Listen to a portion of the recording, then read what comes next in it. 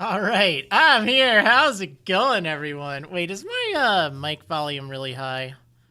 Hold on just a moment.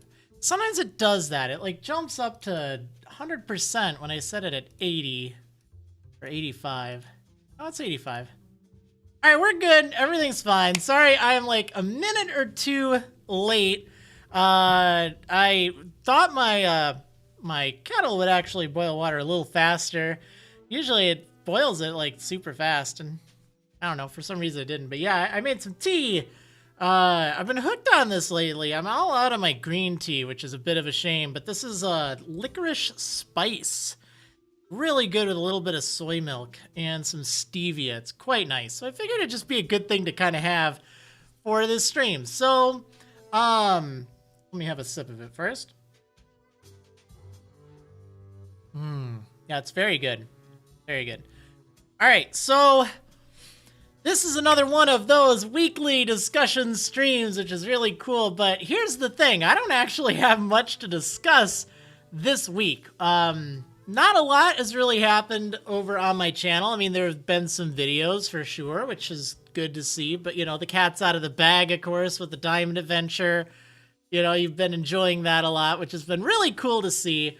Really a lot of fun. I'm glad that you're enjoying it. I still need to do a little bit of work on the next video. Like, it's not done yet. I know I have it recorded, but there's still like bits and pieces. But I think you'll get a chuckle out of the out of Saturday's video. Hopefully it'll be Saturday. So yeah, you know, that's kind of there. As far as the website, I haven't had a chance to work on that this week either. But here's the good news. Here is the good news. I am almost caught up with all the other work I've had over the past month and a half. There's been a lot of stuff behind the scenes, stuff that I haven't been able to mention, stuff that you now see, you know, like the Diamond Adventure. It's been honestly like a month and a half. I think I had one day off in this time where I didn't have to do anything, and I think I was sick. So yeah. It's been very busy, so I'm looking forward to it reaching its end. Like, I have, like, a to-do list kind of thing, and it's, like, it's almost done. Like, all my major commitments I've met. I still have a few things I need to wrap up this week, but my goal is for next week to finally get back to work on it. Like, things should hopefully calm down just a little bit, and that'll be great. That'll be great. It's definitely been really frustrating wanting to work on the site, but having, like, to juggle all these things. It's crazy. It can be really rough sometimes. So yeah, when will I have the big reveal for the super secret project I'm doing? Probably soon. Probably soon. I've already kind of been talking about it with, who I'm working with on it, or the company I'm working with. So, you know, it's moving forward, which is cool. Again, it's not something that will really affect YouTube as much, if really at all. Like, I wish it's something that I could be like, oh yeah, you know, this is cool, but it's a cool thing. It's something that is very, like, in line with my brand and in line with what I kind of do anyway. So I am looking forward to telling you about it. I think it'll be neat. I think it'll be cool. But again, since it isn't really so much a YouTube thing specifically, or even a thing on my website, you know, it's like, I'm trying to be upfront with you. It probably won't affect you all as much, but it is cool. But it's taken a lot of time. A lot of time. So hopefully it works out. But yeah, anyway, that's kind of it. That's all I have. Oh, there is two things. First, let me do this because I feel terrible. I forgot about this last week. For last week's stream, I had it all edited. It was all ready to go, but I forgot to have the Pearl patron and shiny big service members listed at the end of the video. So thank you so much, Atomachi Una 597, not 497, 597, the Loof, and the newest Aperture, who actually joined like last week, and it was just in time that I could edit the thing really fast. So I was gonna show it, and then I forgot. I'm like, oh man. I forgot. Oh, feels bad. Hey, thanks so much, Shripa, for the $4.99 super chat saying, can't stick around today due to work, but just dropping by to wish you well and let you know that I appreciate everything it is you do. Oh, well, thank you so much. I really appreciate that. Glad you could tune in even for just a little bit. Hopefully you have a good time if you decide to watch this after the fact, but hopefully work goes well for you. All right, the other kind of big, quote-unquote, big news, important news, important. This is something, you know, I feel very strongly about. I wasn't rushing to get it because I know a lot of people, you know, they still need to get it, and it's a lot more important for them.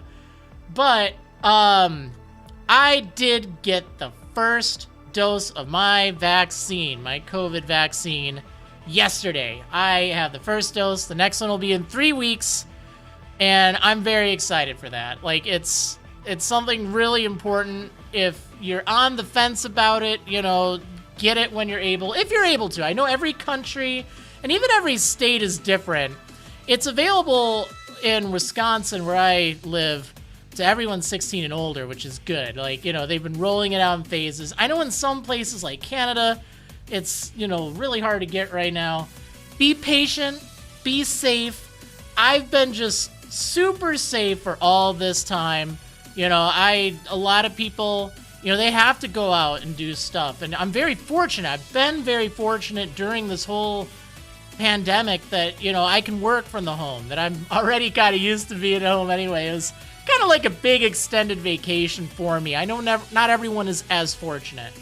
So that's why I wasn't like in the biggest hurry, but as soon as it was available. So I got it through my local pharmacy. I went at the same time as my mom. My dad got his second shot yesterday as well. So that's good. But it went very smooth. It was, you know, really good experience. I don't have any side effects right now other than, you know, just like a little soreness in the arm, but it's more like you bruised it as opposed to it being weak. Like, I can still lift stuff. I can still do all that, which is cool. I was kind of worried that like, you know, it'd be more like a weakness kind of thing where I wouldn't have the strength in my left arm. But thankfully, that hasn't been a problem. It's just a little sore over there. But, like, you know, it's like if I, you know, hit it on something. It really isn't bad. As far as the shot itself, it was almost entirely painless. Like, if you take your fingernail and you put it on your skin, it was about as painful as that. I mean, it was like, I think a mosquito I would feel more. So, you know, I know a lot of people are really afraid of shots. You know, thankfully that's something I'm not afraid of, which is good, but hopefully my experience can at least let you know that it wasn't some big, painful shot. It was like, boop, and it's done. And it's like, wow, is that it? Okay, great. And yeah, I don't have any side effects. I know that's something I was prepared for, but trust me, the side effects would be a lot better than, you know, actually contracting COVID. And my main thing is I just want to make sure I'm not going to impact anyone else. You know, it's not even so much about my own safety. I want to be responsible for other people. So I know I'm not putting them at risk, if that makes sense. Because there's a lot of asymptomatic cases. And, you know, I think so many people have the mindset of they want to be protected. But think about it from this perspective. You should want to protect everyone else, too. And that's why it's really important. So hopefully you'll have a chance to get it soon. I strongly encourage you to if you're able. My experience is just fine. You know, again, it may vary. I had the, I think it was the Pfizer vaccine. And my dad had the Moderna one. So, you know, but he hasn't had any problems either, which is good. Really good, actually. But I know that can be a thing. So just kind of prepare for it, yeah. All right, so anyway, that's kind of my excitement this week, you know? So, yeah, what else do I have planned for this stream? Well, honestly, oh yeah, tea. That's what. Let's have some of this tea. I made 2 cups. My dad didn't get sick for a day because of his second shot. No, it doesn't seem like it. I haven't talked to him yet today. He was still sleeping when I called my mom just to say hi, but, you know, he was fine yesterday. He might be a little sick today, we'll see. But, you know, hopefully it's fine. And he's prepared for it, you know. And I'm prepared for it too. Like, you know, it's kind of like getting a cold that you kind of had control over. In a way. Okay, so we're gonna do something a little different for today's stream. So I'm gonna be a little bit more interactive with chat today. Usually, if you paid attention to the last few streams, you know, usually it's like, hey, I want to tell you about all my stuff going on. Give it like the status update for the week. So then I'm not like, you know, answering questions here and there and like really going off track. It's only sometimes I go off track, right? But again, I'm kind of done right now. We don't really have much. It's been kind of one of those transitional weeks where I'm just, you know, starting to get back on track with everything. Like all this work is done, all this stuff, like it's good. Oh, one other thing. I'm gonna be seeing a friend on over the weekend, which is really exciting. You know, I last saw him over a year ago. Right when the pandemic was kind of starting, but before the stay-at-home orders are in place, or at least I'm pretty sure. Anyway, we were both safe. Like, there weren't really any cases back then. It was just starting. So, we haven't seen each other in person. Like, we've done, you know, video chats and stuff. But it's just, you know, we're both, like, so nervous about it. I mean, he got his vaccine, or his first dose, like, a week or two ago. So that's good. And, you know, he also takes it very seriously, too. But it's just that weird, like, you know, getting back to normal, so to speak. And it's just strange. Like, you know, we're just so worried about, you know, everything. We have been. And just to have, like, this little slice of, hey, you know, this is fine. And, you know, we're still going to be safe and everything. Like, you know, but I feel so much better about it now, so it'll be interesting. Like I'm looking forward to it. But yeah, that'll be cool. It's kind of nice. You know, again, I haven't seen my grandparents in over a year too, because again, I didn't want anything bad to happen to them. Actually, no, I take that back. We did see each other in the summer. Cases were relatively mild, but you know, we were distanced. We didn't even hug, which was so sad. I wore masks because they were having like computer problems and stuff. And, you know, gotta do that. But, you know, cases got really bad in Wisconsin for a while. They're okay now. They're starting to climb again, but, you know. Oh, man. Yeah, well, as soon as you're able to get your shot, definitely get it. You know, it's important. But don't go crazy. Don't, you know, be like, I gotta get it right now. I just have some patience. It'll work out. But yeah.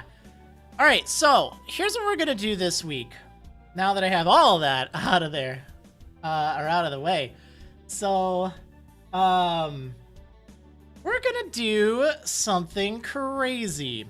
We're actually going to do a little bit of tier makers. So, this question keeps reappearing. I feel like it's one of the more common questions that I've had asked lately. And that's, you know, what's your favorite Elite Four member? And, you know, I always say Kahili and Phoebe. Like, you know, I really like them a lot. And I feel like I've answered this question a lot, which is fine. You know, again, not everyone tunes into every stream. So, you know, I'll oftentimes answer the same questions, but because I have nothing else today, I was thinking, you know, let's do something kind of interesting. Let's do a little tier maker. So I'm going to, on the spot, we're going to sort out, like, my ranking of Elite Four members and champions. And just, I'm going to do it in 2 passes, at least as long as we have time for it. The first pass is going to be just my personal opinion. It's just like, hey, do I think they're cool? Were they, you know, memorable? Were they just duds? Like, you know, what do I think? And then after that, I'm going to do it based on how difficult I think they are. like, especially in kind of a Nuzlocke setting, you know, just that standard, like, hey, is this a roadblock? Is this a problem? And, you know, these are two very different rating systems. Like, I might rate someone who's really hard in a Nuzlocke lower on my personal opinion rating. But I think it's important to have that distinction. So does that sound kind of fun? Does that sound like something we all kind of want to do? And like I kind of mentioned, it'll be a little bit more interactive. Like, I encourage you all to play along, if you will. Let me, I'm going to share this in the chat. Now, image sharing, screenshots, links, stuff like that, that's probably going to get blocked by YouTube, like it's filtering. So, you know, if you want to kind of share your tier thing, don't do it like in the comments or in the chat or something. But, you know, that'd be cool to put on like Twitter, if you have like Discord, or like tell your friends, you know, get them in on it too. But I'm just kind of letting you know in advance, like if you want to play along and share your results with me, just like saying it in chat as I'm kind of like going along with it, I think would be the best. Because otherwise, like I said, YouTube might eat links and stuff like that. And, you know, that's how it goes. But yeah, so Lance gets 2 slots. Yeah, I think it's because there's, you know, Elite 4 member Lance and then Champion Lance. They're a little different, you know, I mean, I don't know. Also, Leon is missing from this list. So we're gonna just artificially place him in there. But we just gotta keep that in mind. All right, so let me have another sip of this stuff and then we'll get to it. So again, we're gonna start with personal opinion. This is not based on their strength. Oh, you know what? We, as nice as this music is, actually, this is one of my favorite remakes, you know, or remixes. We'll keep it going for a little bit. All right, so in case you don't know how this works, S tier is like the highest level tier. It's like the best you can get. And then it goes down progressively to, you know, S, A, B, C, D, etc. We can make more tiers too. But you know. Alright, so I don't know if I should go through them like in order or what, but let's start with like the obvious, like the ones that, you know, absolutely we know where they belong. So we're going to we're going to oh, whoops. All right.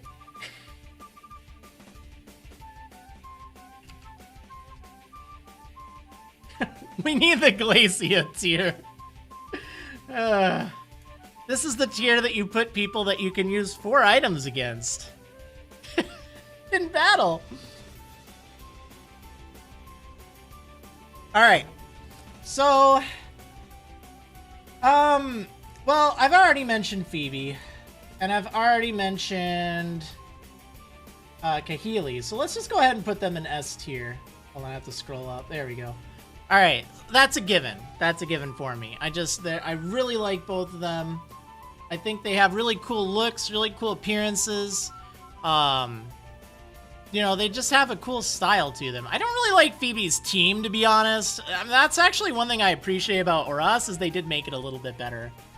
But yeah, and Kahili's great. A lot of people didn't like Kahili because there's like no backstory to her. And she's just there, whereas you kind of know the other 3 members of the Elite Four if you're playing, you know, well, regardless of if you're playing Ultra or just the base Sun and Moon. But that's one of the things I liked about her, because, okay, let me talk about that. I love talking about this point. Oh, yeah, you know what? I wanted to play some new music, so let's turn off Rainwave for a moment. We need Elite Four music, of course. I mean, honestly, I've had the Sun and Moon one kind of stuck in my mind for a while. There we go. I know, that was actually a compliment for Oras. Okay. There we go. Now we have the Elite Four theme. So anyway, talking about Kahili here, like, you know, what I like about that is take a look at all of these Elite Four members here, all right? how many of them do we see outside of the Elite Four? Don't see Bruno. I guess in Let's Go, you see Lorelei. Don't see Agatha. Don't even see Lance in Gen 1. Who? Don't see him. Koga, he's good. Karen, again, don't see her. She's just there.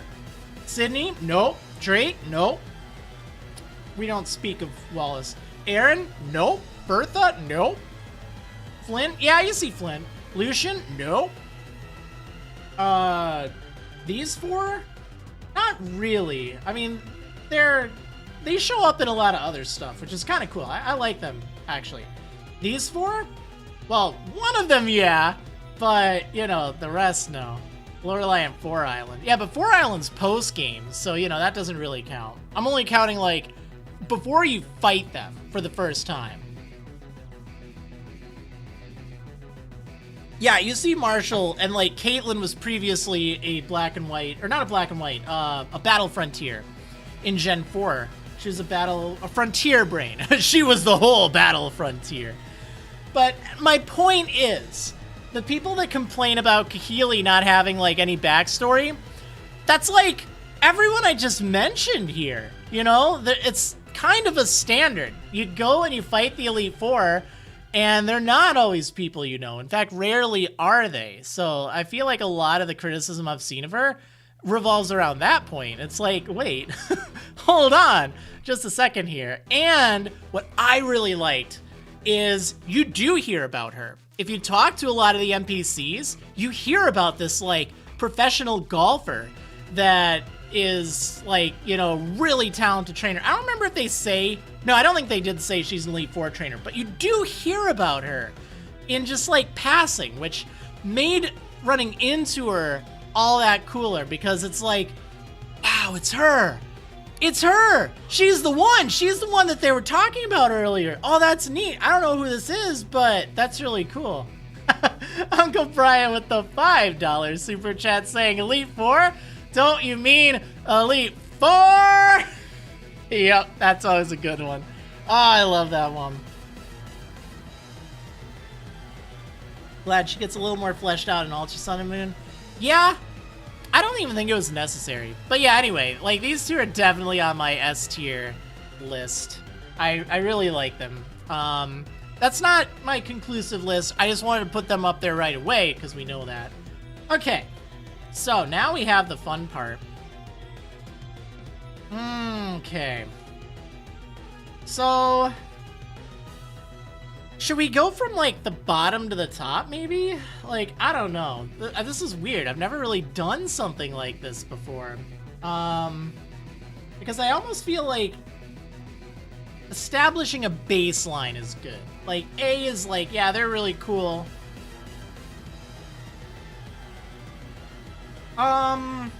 I think I'm just gonna go through at random, kind of. I mean, not like random, but, you know, we'll just kind of go through here. Just see, because otherwise, like, I might end up having to reorder people, which I can do. It's not a big deal. Maybe start with the forgettable ones. Honestly, that's a good idea. Like, Wickstrom, he's a guy in armor. Like, he's a cosplayer. He's just there. Like, this guy, I don't really care for that. Now, he's actually pretty tough, in my opinion, in, like, wedlocks and stuff. I think he's the toughest, well, second toughest of the Elite Four, but he's just not memorable. Oh yeah, obviously that's Diantha's the worst. I think she's my least favorite champion. Also, why is Glacia on her own tier? Because she's terrible, and because I have bad memories with her from my Omega Ruby wedlock. Also, my tea is really weak. I only gave it 3 minutes to brew instead of my usual 5. It made a difference. It said on the packet 3 to 5, but, you know. How many did you miss as well? Not many. We just started. We got plenty of time. Who's the character next to Wickstrom? I don't know. I really don't know who that is. I think it's a champion, but... Sydney is, like, very unremarkable. I don't remember him at all. I think he's just there. Like, nothing's really interesting about him. Same with Aaron. Like, this guy, he's just there. And he's so weak compared to the rest. So that's a definite D tier. Honestly, black and white E4, they're pretty strong. Like, not just as far as difficulty, but just like in general, like they're cool. I don't really have anything against them. I think they're all pretty memorable.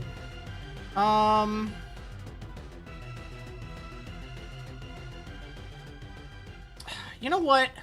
This is kind of controversial, but we're gonna put Will in C. I wanted to put him in D, but I have bad memories of, I have bad memories when I was a kid of fighting Will and having his Zatus just scream psychic at me, and I could not get past them very easily. He was really tough. I don't know how, but he was, so. What do you think of Flint's Team and Diamond Pearl? It was bad. It was really bad.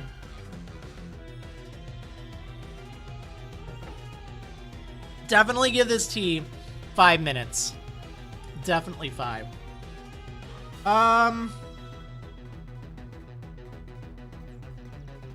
This looks fine for now. I'm gonna move Bertha to C tier instead of D.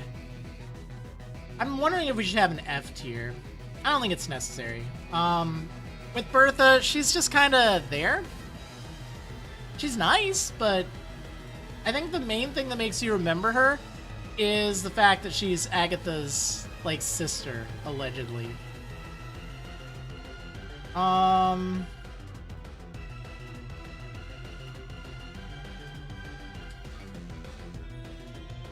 Oh, yeah, you know what? I like him as a character, but I didn't like what they did in Ultra Sun and Ultra Moon with Hop. So just so that's not confusing, Hop is fine as a character. I just don't like him being a champion. That makes sense. What kind of tea is it? It's licorice spice, which is really good. It's like I don't know what kind, but it's quite good. Oh yeah, How, not Hop. I'm sorry. I always get those two confused. Just with their name, like their appearance is way different, but just they had two back-to-back rivals with starting with H for their first name and being 3 characters long. I mean, that's kind of on them, you know? I really like Hop as a character, but he's not on this list. And understandably so. The only one who's missing here would be Leon. Which we'll just kind of... I would put Leon up here, honestly. I think Leon is S tier. I really liked his character. I think he was really cool. He was very strong. He wasn't a bad guy. I mean, he really wasn't. He had character flaws. He was funny. Like, you saw him a lot throughout the game. Like, I really like Leon. I think he was really good. I would put him up absolutely on S tier. Absolutely. They're very similar in their personality. Not really. I think How, he's more like just, whatever, it's fine. He doesn't let stuff get to him. But Hop, he does. He gets affected. And I like that. Like, I see a lot of growth in his character throughout the game. And he's not as excitable as How. Drazna I'm gonna put in C tier. It's not that I have anything against her, it's just she's kinda not memorable. She's like a nice granny with dragons. Okay. I mean, there's a lot of cooler dragon type users. Wallace, I don't even know why I'm putting him in C tier. I did not like him at all. I think it was the most unnecessary change to Emerald. Like, why? Why? Did I like fighting the Elite Four in a set order or fighting them in order you choose? I preferred fighting them in order, but I'm not opposed to fighting them in whichever order too. Like, it's kind of grown on me, which is fine. Hey, CJ Williams, thanks so much for the $10 super chat saying, "Hi, Marilyn, so long as Karen is at the top, this list is 100% correct." Wait, are you buying votes? What? I jest. We'll get to Karen in a moment. I don't think there's a refund button. But yeah, in fact, let's get to Karen right now. Let's do that. Thank you for the $10 though. That really does mean a lot. And Karen is a favorite by a lot of people. I recognize that. But honestly, the reason for it is literally that one quote. You know, strong Pokemon, weak Pokemon, all that. And it's memorable. But I don't know. That's kind of all she has going for her. I mean, she looks cool, but I kind of find her more forgettable, to be honest. It's sad, but I would probably put her on B tier, which isn't bad. It's, you know, I like what she has going for it, but like, strong Pokemon, weak Pokemon, well, what Pokemon does she use on her team? She uses Dark type, the newest type. And on top of that, what Pokemon does she actually use? Like, she uses Umbreon, Vileplume, Murkrow, Gengar, and Houndoom. These are all kind of strong Pokemon. Why is she not following her own advice? You know, I mean, it's just kind of hypocritical for that quote. I mean, I think it's fine, but like, that's why I'm not quite in that camp. I think she just gets a lot of recognition for that quote, which, you know, that's fine. It's a good quote. But yeah, why doesn't she use a Honchkrow? Because it wasn't made when Gold and Silver came out.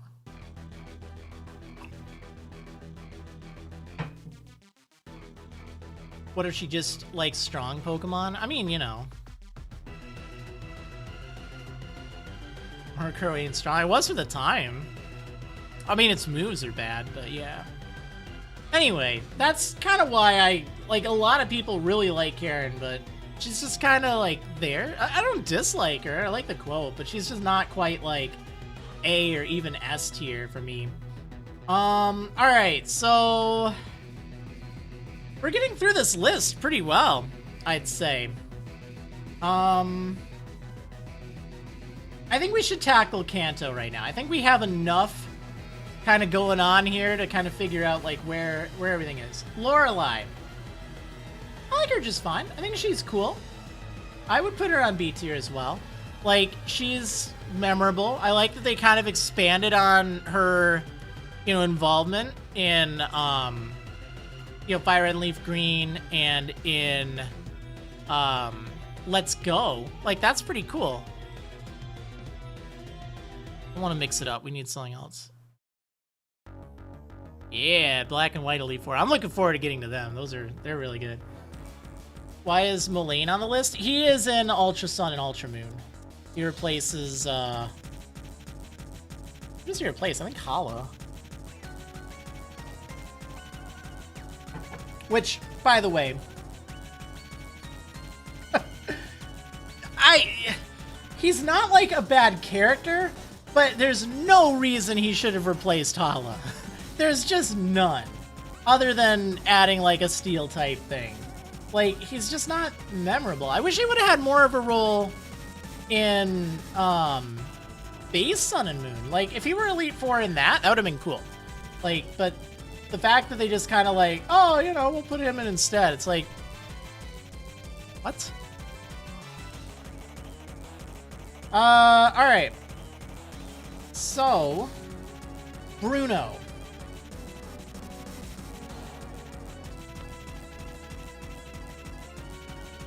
I mean, he's very iconic, but I'm gonna put him in C tier. Which, I don't really even want Wallace in C tier. Bruno's in C tier. That just makes no sense. Okay, so Bruno, why? Why Bruno in C? Like, he's cool. I don't have anything against him, but like the dude uses 2 Onyxes. Like, come on. You know, I know there are only so many fighting types in that generation, but like, come on. There's like Primeape, there's Poliwrath, there's so many others. Like, why? Why? He just kind of messed up. Now, this isn't as far as like how difficult he is. Hawass is worse than Diantha? They're in the same tier. I mean, honestly, she's basically in Glacia tier. I'll put her over here. Everyone in the tiers, I'm not ranking them like necessarily in order. It's not like I like Phoebe better than Kahili. It's just, this is kind of a grouping, you know. But yeah, I don't know. Bruno just, he's just there. At least Let's Go gave him Poliwrath. I mean, yeah, if they change their teams later on, that's cool. Like, but I try to, at least in my rankings, I try to base, you know, my opinion of them on like my first impression of them. So, you know, for Bruno, that's what he was doing in Red and Blue. And that's why there's 2 Lances here, by the way. This is the Elite Four Lance, and this is Champion Lance, which I think that's a good distinction. I think it's good that these are separate in this case here. So Agatha, she's very grouchy, but I remember her all right. We'll put her there. Put her in C tier with Bruno. She has more poison than Ghost. There were only 3 Ghost types in Red and Blue, so honestly, you know, same with Lance and Dragons. I think that's fine. Okay. And then Elite Four Lance. I liked him. I thought he was alright. I didn't think he was the best, but he was up there. Like, he's pretty cool. I like him. I think he fits fairly well. And then here's where we get into a little bit of a controversy. I really like Blue/Gary as the rival. I think he's great. I mean, you know, he's a classic. Like, he's so stereotypical and everything. He is a, I'll say a meme. I guess not really a meme, but you know. But he's also literally the champion for like 3 minutes. He's just, that's it. Like, he's a rival. You fight him a lot, but he's just the champion for just a few minutes. Whereas, like, every other champion, other than Diantha is. I say Diantha because you don't even see her for 2 minutes for the whole game. She's so bad. But, that being said, I will actually still give him A tier because he is really good throughout the game. He has a cool design. He's really cool like that, but he's just not quite S tier. And, you know, that's just kind of important, I guess. Also, we need to make a necessary change. She needs to be in the same tier with Glacia. They're both so bad. Okay. Also, for everyone tuning in, saying hi, welcome. What's going on right now? I'm just ranking all of the Elite Four members and champions on a tier list here. I'll post the link in case you want to play along or do your own. Sharing a link in the chat will probably get it, like, modded and stuff. Like, YouTube will catch it, so try to avoid that. But feel free to talk along about that, or talk about the Elite Four members. There will be a time we'll do questions and answers, but that'll be after we go through the rankings here. So if you're just, asking me like, hey, what do you think of this? What do you think of that? If it's not like related to the Elite Four right now, let's save that for the live Q&A section. But this is kind of what we got on the agenda for today. Just something kind of different, something kind of cool, which is neat. I think it's a good idea to do something like that. Let me look for... I want another Elite Four theme. What do we have here? What is this? Oh yeah, they like changed the the music ever so slightly in Diamond and Pearl, which is really dumb. Should we post out your rankings to me on Twitter? If you want, yeah, that'd be fine. Maybe don't reply. Share it on your Twitter if you want. Like, so then your friends can take it too. But yeah, it's just like, I would encourage you to share this kind of process with your friends. I think that'd be the way to do it. Okay. So here's where we're at. Let's move on to Gen 2. We have Koga. I like Koga. I think he's cool. I like that he got upgraded from being a gym leader to an Elite Four member. Like, I think that's really neat. But, yeah. Where did I put Red, since he's technically the Kanto champion? It's just weird. It's like, where would I put myself, in a way, you know? I mean, I'm obviously up top, right? But I'm not gonna, like, rank him. I mean, he doesn't say anything throughout the whole game. No, I think he's cool, but I'm fine with him not being on this list. Okay, so this Lance. This is Champion Lance, and I really like Champion Lance. I think he's great. I mean, you run into him throughout the game. He does a lot of stuff, which is really cool. You know, he helps you bust down some criminal lairs. He uses Hyper Beam on a dude and doesn't even care. Like, this guy has everything going on. And he's a definite improvement from just Elite Four Lance. He's like, yeah, I got dragons. He's also really tough, I think. Because he has 3 Dragonites now, which is great. All right, on to Gen 3. Shirtless pirate guy. There just aren't enough pirates in this game.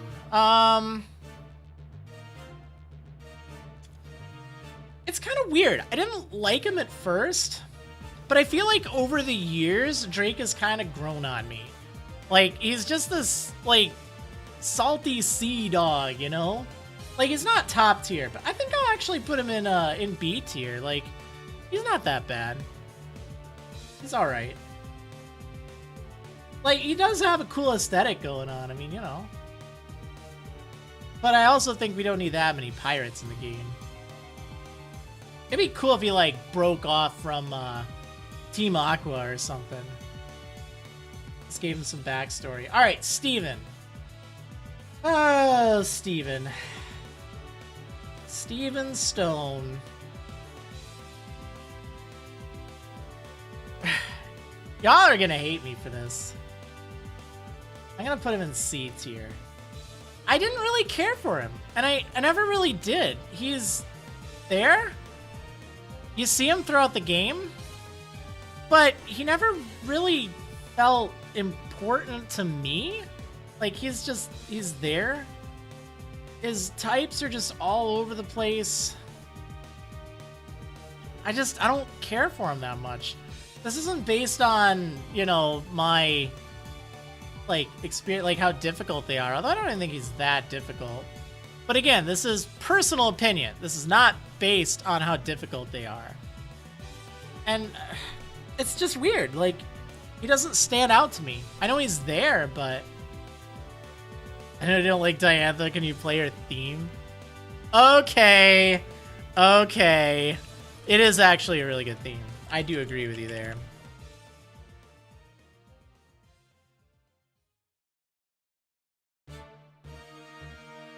Alright, where did it go? There we go. I don't know. I just don't really care for him that much. Like, he doesn't stand out to me. Which is a shame. Alright. Flint.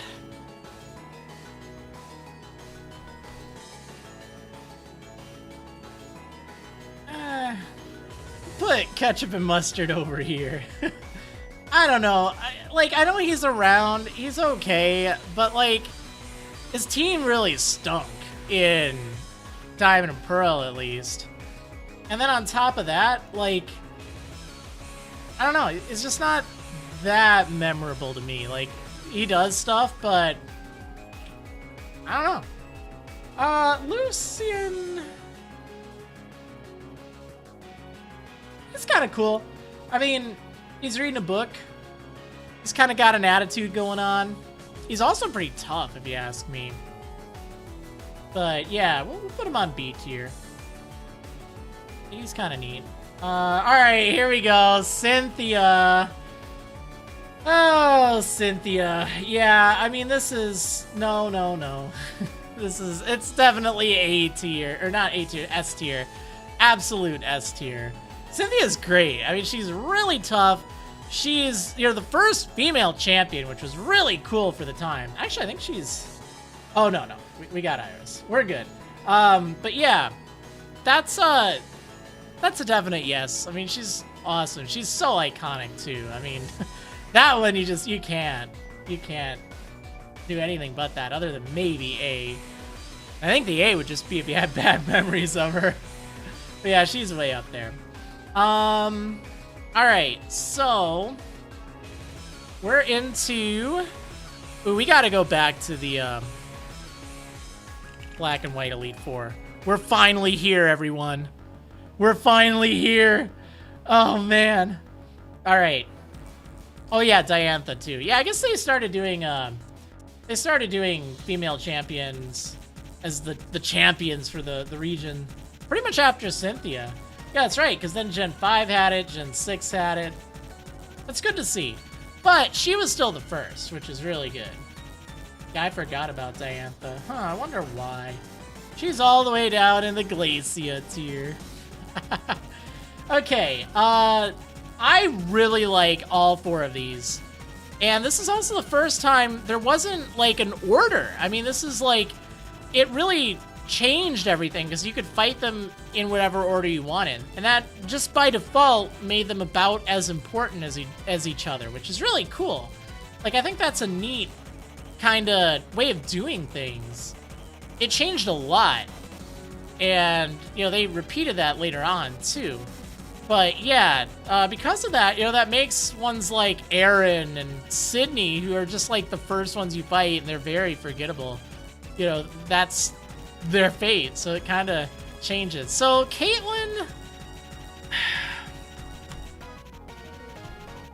I really like the fact that she was a Frontier Brain and then got upgraded to an Elite Four member as time went on. That is really cool. Like, I think that's wonderful. But my problem with her is just her personality. I mean, she's like, she just got out of bed, which is a mood, to be sure. But I think that's going to be what lands her in B tier instead of A tier. But I think it's a pretty high A or B tier, It's not like, and again, this order isn't, like, precise, but just visually, just so you understand, like, she's close to here. But it's just like she's asleep the whole time, Marshall is cool. Like, there's just something about him. His Pokemon are really tough. You run into him at least once, and I don't know. I think he's neat. He's really cool. I'd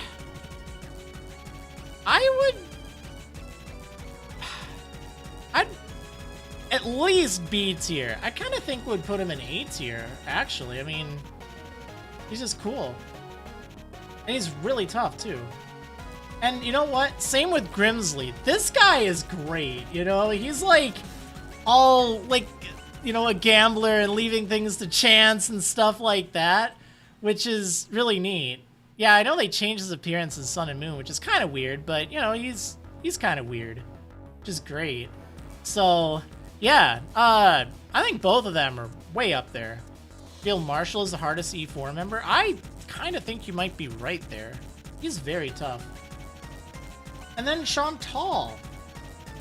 She is also pretty cool, but I don't think she's quite as cool as Grimsley or Marshall, or even Caitlyn, because she's also reading a book, which Lucian did in the last game, the last generation. So it's like, that shouldn't really disqualify you if you like books, but it's just they kind of repeated the same thing going on. Although I think she's fine. Like, it's not, B tier is pretty solid. If you're in B tier, that means I like you. I think you're pretty good. If you're in C tier, it's kind of like a eh. And then, yeah. Oh yeah, she's a writer. Okay, she's writing the books that he's reading. But it's still book related, you know? I don't know. It's just one of those things that even if she's a writer, I feel like these two are better. In that generation, at least. Alright, Alder. We're gonna put him on C tier. I rarely even fight him because you don't have to. He's around the region, but he's just kind of like mopey. Like, you know, he's there, he's like this wise guy. You know he's the champion, but he just doesn't really... He doesn't really resonate. I mean, you know, really good champion. Really good champion. Terrible. Way better.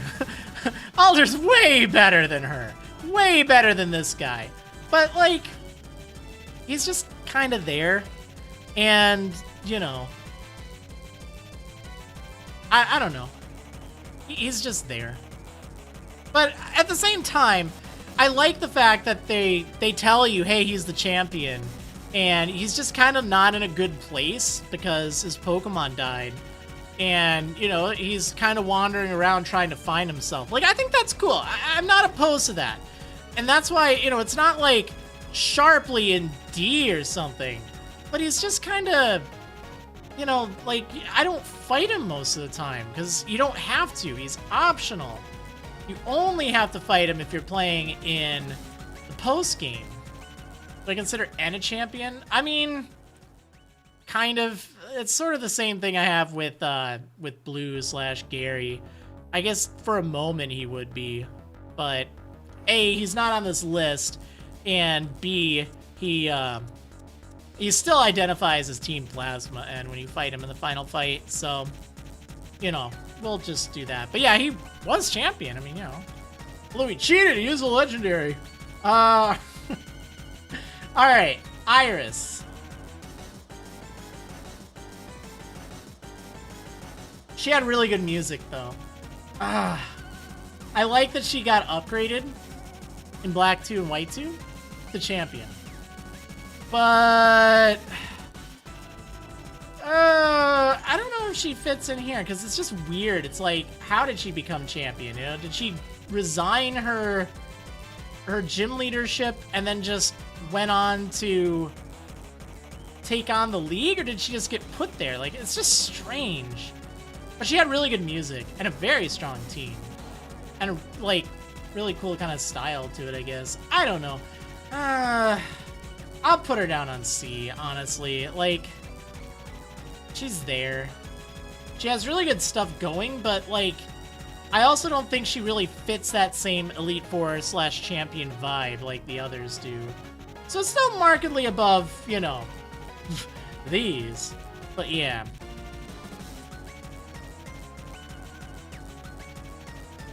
Alright. Time to move on to... not Sun and Moon. Let's do X and Y. She's only a gym leader in White? Yeah. I'm also not basing any of my my opinions on the anime, just for the record, because I haven't watched all of the anime. Alright, so we only have a few left. Also, Leon is not on this tier list, but in my opinion, he is solid S tier. Absolute solid S tier. He's probably my favorite, to be honest. Okay. Malva, she's cool. I hate her team. I think it's really dumb. Like, it doesn't really do much. It's like all fire, so you just walk in with a water type or ground type or rock type and you just win. But, you know, the fact that she is, you know, a reporter and also working with Team Flare, like, that's kind of nifty. Like, that's a cool point. Like, I think that's kind of neat. Why is Leon my favorite? Because he's awesome. He's, like, strong. He's funny throughout the game. Like, you run into him a lot. Like, he really is, like, a friend. I mean, you know?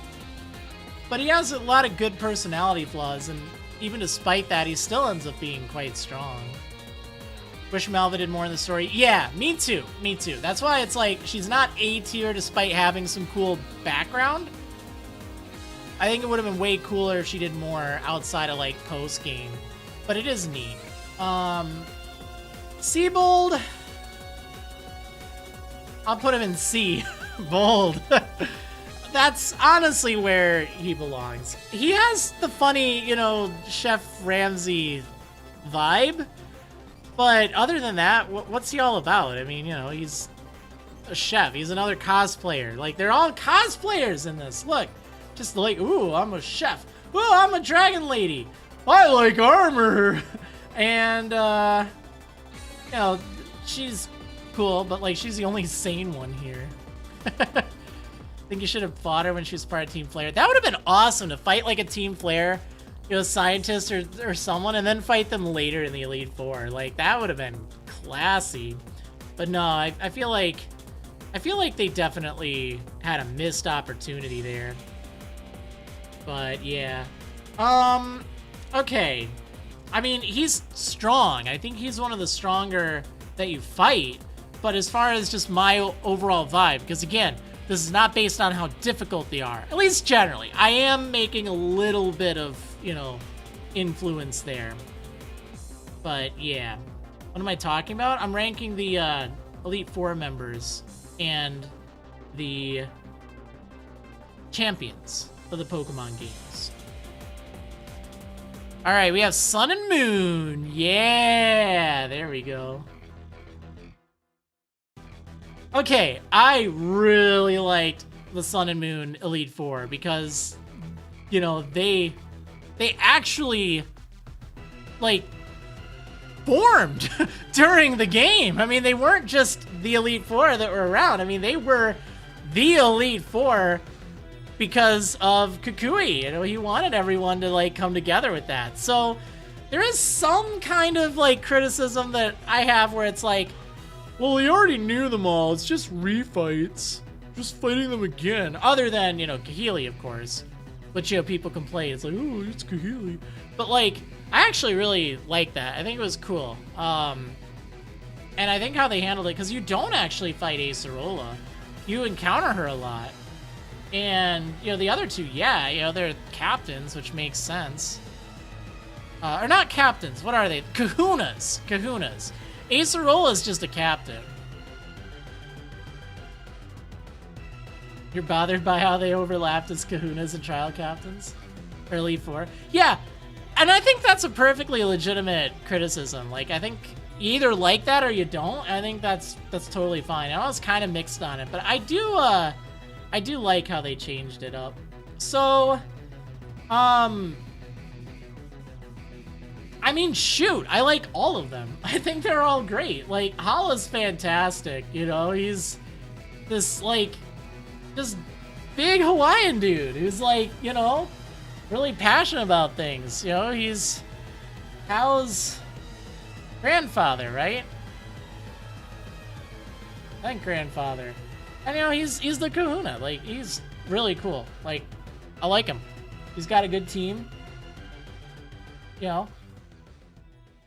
Yeah, I have nothing bad to say. And same with Olivia. Like, she's awesome. I mean, you know, she's really cool. I was glad that I ran into her, you know, beforehand. Like, she's the kahuna, you fight her there. But you also, like, see a little bit of her here and there. Like, she greets you when you go into the island and stuff.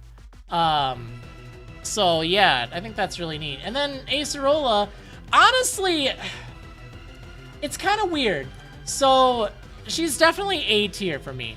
But what I remember the most, she's the one that scares me the most. Even more than Kahili. And the reason for this is, like, this music that's playing right now. Let's actually rewind it, okay? So, you know, you hear it from the start, like this kind of ominous, unsettling music. Very unsettling. And, you know, you're greeted with the battle intro screen with, like, her face on it with that kind of, you know, eyes closed, mouth open look. And then she's just, like, wiggling back and forth. Like, I think her arms are even behind her back and everything.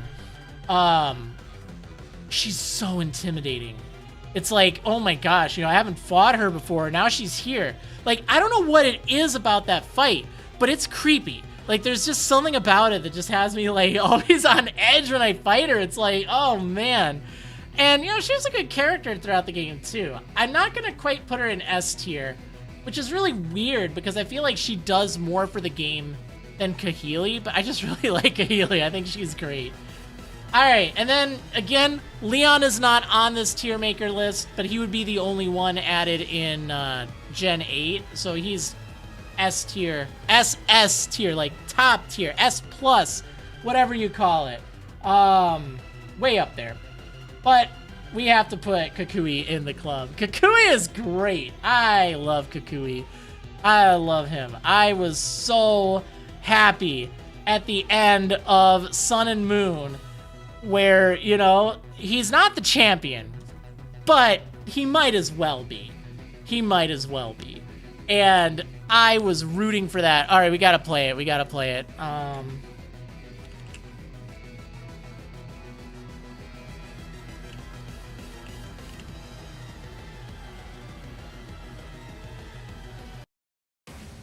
Yeah, there we go. No, I mean, this is a guy that had a vision for his region that didn't have, like a Pokemon League. It wasn't organized. It's like this little island region kind of with its own local lore, its own legends, and this guy had a vision for his region, for his islands. He wanted to make it its own Pokemon League and have it, be serious. And, he inspired you and how to, take on the challenges, I don't remember what it was, the island trials. And, go through those in the old tradition, but then bridge old tradition with new tradition.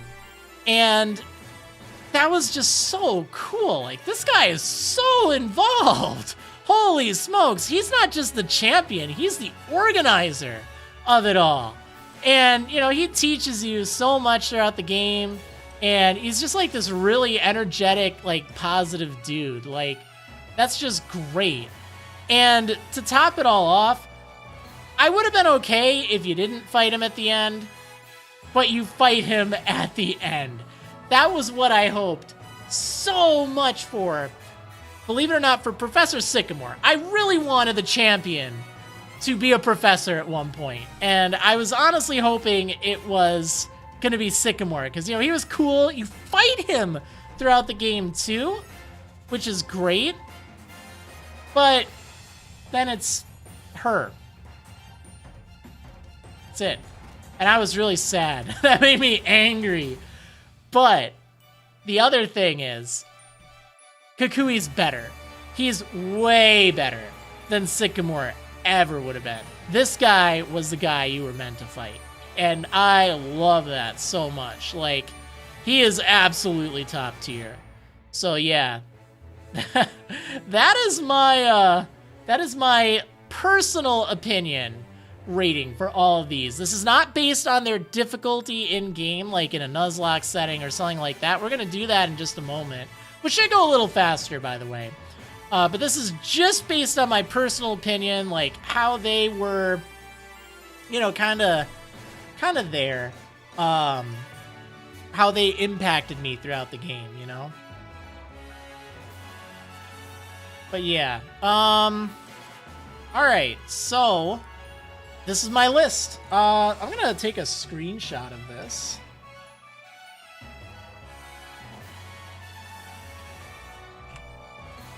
Just so I have it for later. It's kind of cool. All right, so, forgot the Dragon Elite for Drasna. She's right here.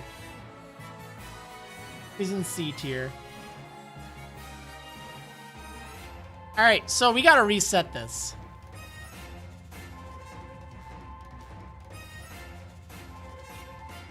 All right, let me change this text really fast here.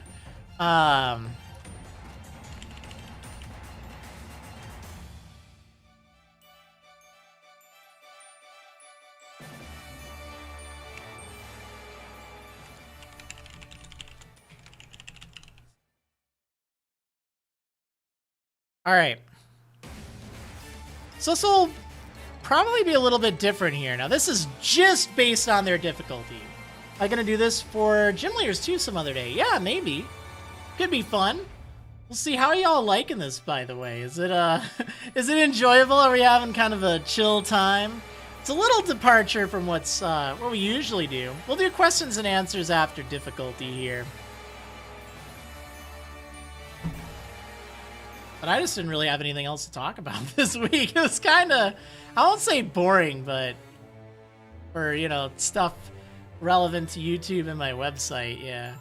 All right, so first things first.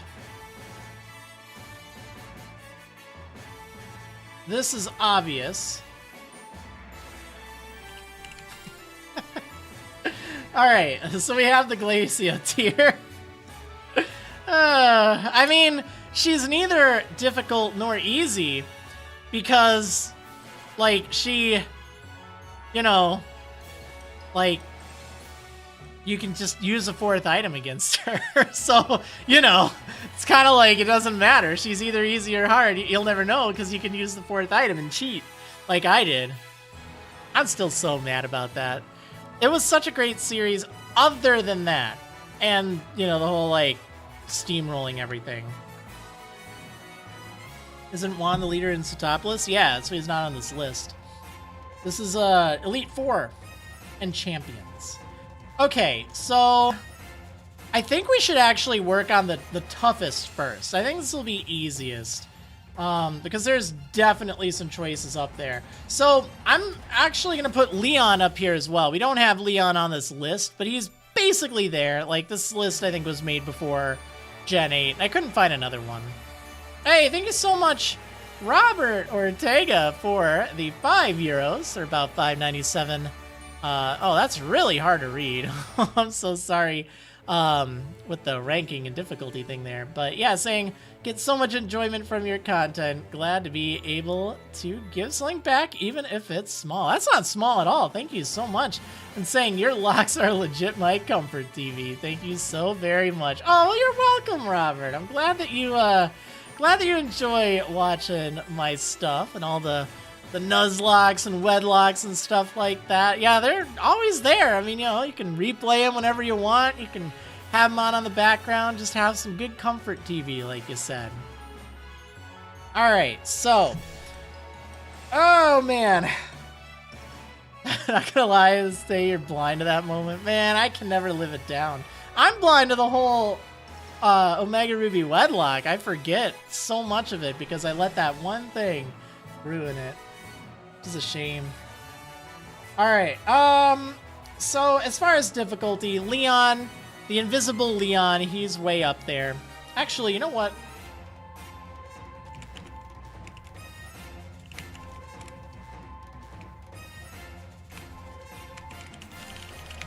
Can I do this? Will this work? Okay. Hopefully that shows it. Out of curiosity, why does Glacia have her own category? Really hate her or love her? So, I guess for those of you that don't know, in my Pokemon Omega Ruby Wedlock series, when I was fighting against the Elite Four, well, actually, throughout the whole game, I had a rule that I could only use 3 items in battle per pair, 3 healing items. And, you know, I follow that just fine. But against Glacia and the Elite Four, it was a really intense fight. I only had the 1 pair out, and, you know, I was so nervous and stuff. And I thought I used 2 items.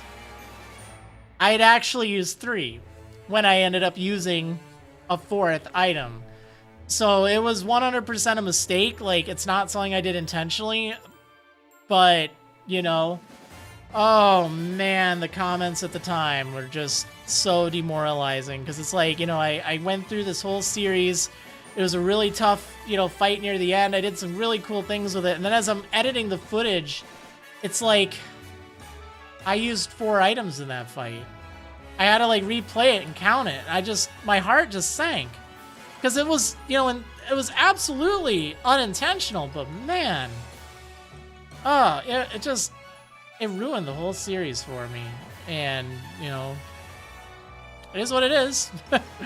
But yeah, that's why she has her own tier. Because I'll never forgive myself for that, but she's responsible. I always blame it on her. If that makes sense. Alright, so...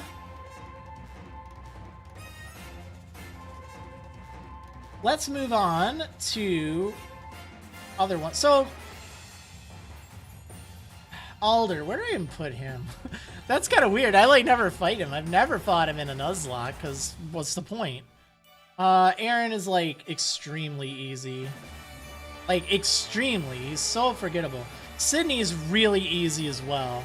I missed a super chat. You're right! I'm sorry, I was in the middle of explaining something. Thank you. Aratalia Chimera, aka Miracle Captors, give it a holla for holla with a $2 super chat. Thank you so much for that. Sorry, I was right in the middle of something there, because now everyone's asking why there's a Glacia tier. You know what? I'll clarify. Maybe this will help. Maybe. Again, I just explained it, the great GZ. I'm not going to explain it again. In a nutshell, it's because I accidentally used 4 items in my Omega Ruby Wedlock when I was only supposed to use 3. But yeah, hopefully that will be there.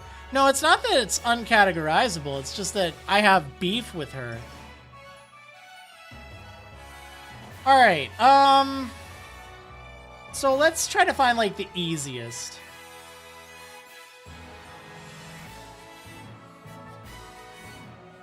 Honestly, Malva's really easy.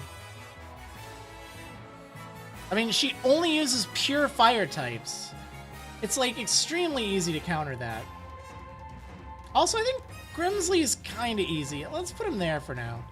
Flint is a joke. Will, I have bad memories, but it's not that bad. Bruno, his Machamp and his Hitmonlee can be kind of tough. We'll put him in C. At least for now. I can always change these around. Wallace is really easy too, I find. Like, he's not really that tough. Diantha, I'm gonna put her on B. Like, her team is manageable, like, in a Nuzlocke, but there can be some really rough surprises. Like, she hits pretty hard. She's at a very high level. And that Mega Gardevoir is just such a pain to deal with. Let's put Marshall up in, like... Dude, this guy's S tier. This guy is tough. I don't know how to beat him reliably. Like, oh, man. Diantha's pretty easy. I think a lot of it depends on your team, though. Like, I've had some trouble with her. But again, you know, sometimes you can have a good time, sometimes not.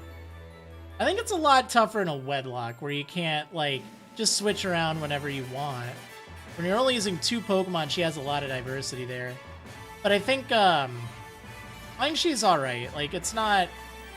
I disagree with Diantha. I want to hear your opinions.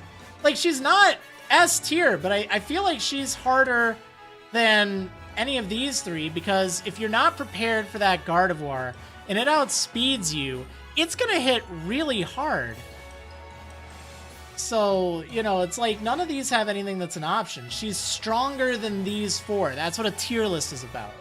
But again, it's my opinion too. But like, just so you understand, there's a difference between B tier and S tier. Drake. I don't really find Drake that tough. We'll put him here. Lucian is really tough. I'm gonna put him up in A. I don't think he's quite S tier, but he is definitely a pain if that Bronzong gets set up. That thing is just so mean.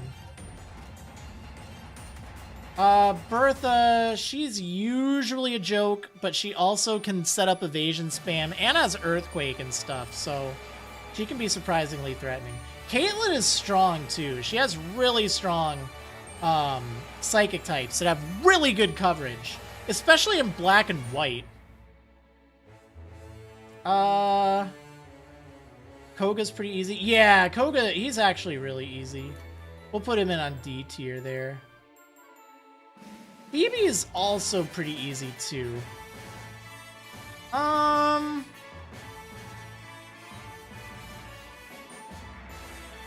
I don't know. I mean, I guess we'll base it on Ruby and Sapphire. Like, she's a little harder in Omega Ruby.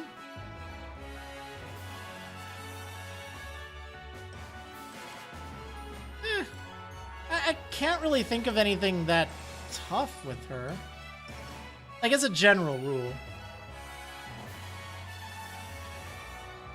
I find Seabold kind of tough. Like, his Pokemon, they can set up, which is a pain. On top of that, like, if you have a good counter for water, great. But if not, he can do a lot of damage to you pretty fast. And I don't know, I think of the X and Y Elite Four, I think he's the strongest.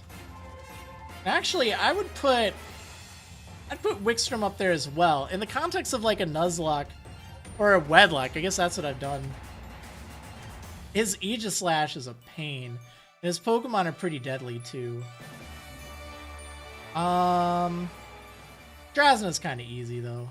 Like, I don't think she's bottom tier easy, just because dragons are a pain. You don't always have a good ice type, and her Noivern's fast. I need some new music. Ooh. Let's see, Elite Four. Wait, I want Sun and Moon. Yeah, there we go. All right. So who else we have? Karen, honestly, I don't think I've ever had a problem with Karen. Like, she uses Dark-type Pokemon, but they're not that tough. Her Houndoom, maybe, but she's really easy to deal with, unless you're running, like, pure Psychic types. I'm gonna put her on D tier. She's really not that bad.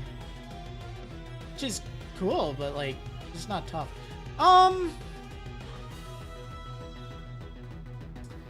This is a little controversial, because my first thought would be, oh, she's Lorelei, she's really easy, let's just put her on D tier. But at the same time, some of her Pokemon can be bulky, and she has very few weaknesses on them, and they tend to hit fairly hard. So it's kind of more about, like, her moves and just typing with stuff, like Lapras, Slowbro, Cloyster. Like, she has lower levels, but I think I think her types and stuff are actually not that bad. Let me take a look at her, just like her Pokemon's moves and stuff. Yeah, I mean, it's kind of bad. It's actually really bad in Red and Blue. Holy smokes. But, like, she has a Jinx with Ice Punch. That's pretty fast. Lapras with Blizzard and Hydro Pump is a pain. Slowbro with Water Gun. But also Amnesia and Withdraw. Like, that's a pain.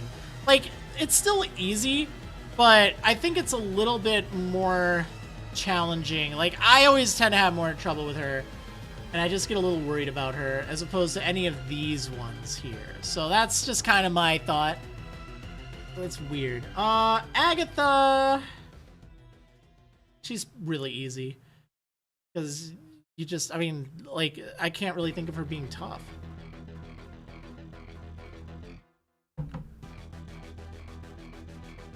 Because it's so repetitive, and if you walk in with a normal type, it really does something. Alright, so there's two Lances here. One is for Champion Lance, one is for Elite Four Lance. Elite Four Lance, I mean, honestly, it isn't until, I don't actually think he's that tough. I'll put him on C tier, because the Gyarados is a pain, but it isn't until he's Champion that he's pretty tough. And I'm gonna put him on A tier. He ramps up in Heart Gold and Soul Silver, if you ask me. If this were just Gold and Silver, he'd be B tier, for sure. But in Heart Gold and Soul Silver specifically, Dragon gets such a big upgrade. He has 3 Dragonites that now has physical-based Dragon moves. And that's huge. That is huge. So, you know, previously their moves weren't as good. They didn't have, like, Outrage and Dragon Rush and stuff like that hit like trucks. And he's got 3 Dragonites, so I personally find him really hard whenever I'm doing like a challenge run. But yeah, if it were just red and blue, like B, maybe even, or not red and blue, gold and silver, B, maybe C. But I think he's really tough in our Gold and Soul Silver. All right, blue / Gary. And again, a lot of it varies based on what you have. But, you know, the weird thing is he has a lot of type diversity, but I never really find him that tough. I think he's like there. Like, he could catch you off guard. I think he's a lot tougher in a wedlock due to that because he doesn't specialize in any type. But it's not, like, overwhelming. I'd put him around the same level as Diantha, personally, which I think is fine. That's just my opinion. Steven is really underwhelming. Like, he has a lot of steel types and a lot of bulky Pokemon, but there's so many options to set up against him. Can we get Lance champion music? Yeah, let me see if I have that. I think I do. Ooh.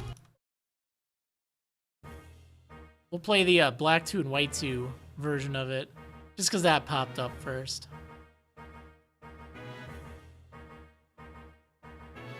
Alright, yeah. I think, like with Steven, I never really have trouble with him. I mean, I beat him with a flippin' Minun and a Illumise in Oras. I also separately beat him with a... I think it was actually a Plusle in the Sapphire. Well, I don't remember if I used that team. I don't remember which pair I used against Steven. But he wasn't that bad. And then, in my first playthrough of Oras, I beat him with a Plusle. Like, he was just a joke. That's Oras. I feel like they made him a lot easier in that. But, I don't know. It's like, Steel's good defensively, but you almost certainly have something to combat him. So I don't ever really find him difficult. I think he's more difficult than this tier, because this is like the joke tier, really. But, you know, like, he could give you some trouble, but he's never really been one that gives me trouble. And that's also something to keep in mind with this list. I think this list is very opinionated, you know. I think if you went through a Nuzlocke or a Wedlock, you might have had no trouble with someone like Diantha or whatever. I think a lot of it's based on the rule set you're using, and just what Pokemon you get, too. Like, that's a huge influence. Like, I rank Diantha higher than I know some people rank her, but that's because I had trouble with her. Like, I've played a lot of Nuzlocks and Wedlocks on X and Y, and she consistently gives me trouble. If it were just casual and I had experience share on and stuff like that, I mean, yeah, you know, it's not bad, but, you know, a lot of it's what you're doing. Like, you know... So, again, that's why a lot of this is subjective. And I would expect a lot of you, like, I know some people Steven gives in trouble, some he's probably down here. But, yeah, it's those memories you have. Alright, so Cynthia. She's always tough. That Garchomp is just brutal, but everything else on her team is pretty tough, too. Like, that Lucario is really rough. And the Spiritomb just annoying. Absolutely annoying.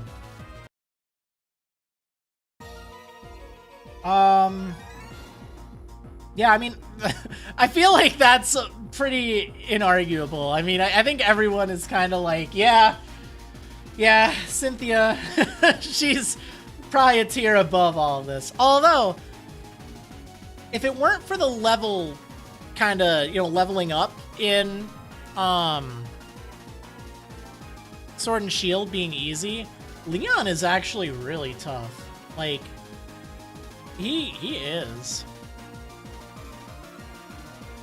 I think he's very strong.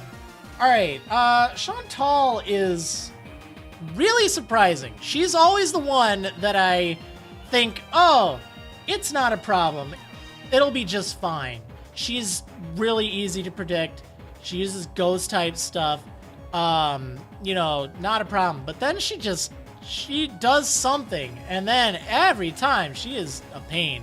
She can go really south if you're not careful. So I think she's B tier if you ask me.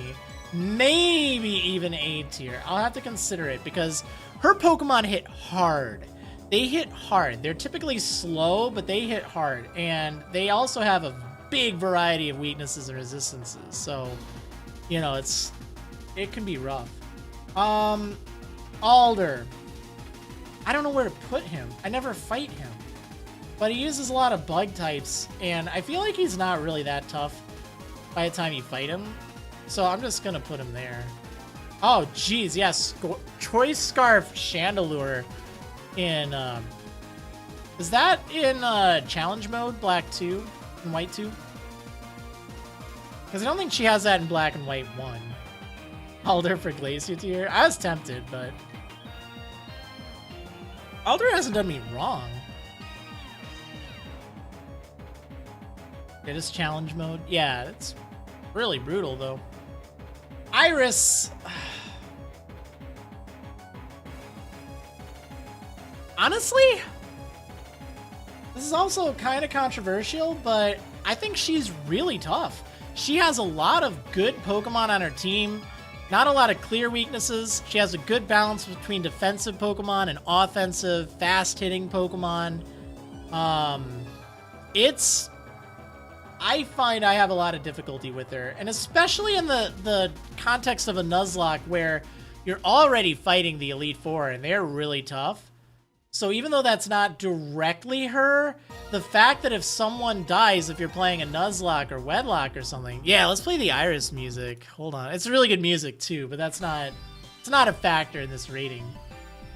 But you know, her Pokemon are pretty high level too. Like, I find her to be really tough. I think she has a good team. She's brutal in challenge mode too, but even outside of challenge mode, she has good coverage on her Pokemon. And a lot of it too, you know, she's stronger than these three.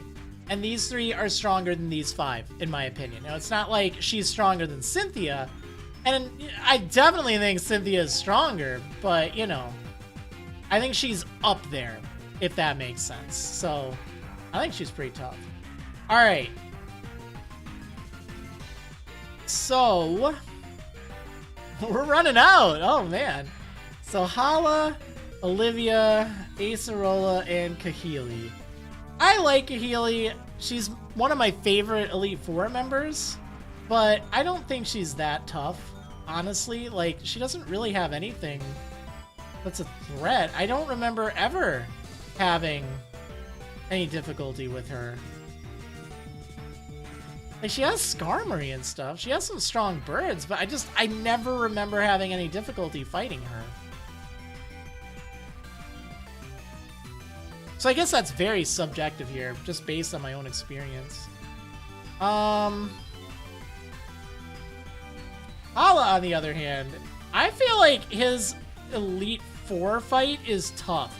Because again, fighting is just brutal. Because often as they have like dark moves to counter psychic, and they have rock moves to counter flying, and you know, pretty sure Hala has that. I know he's pretty tough.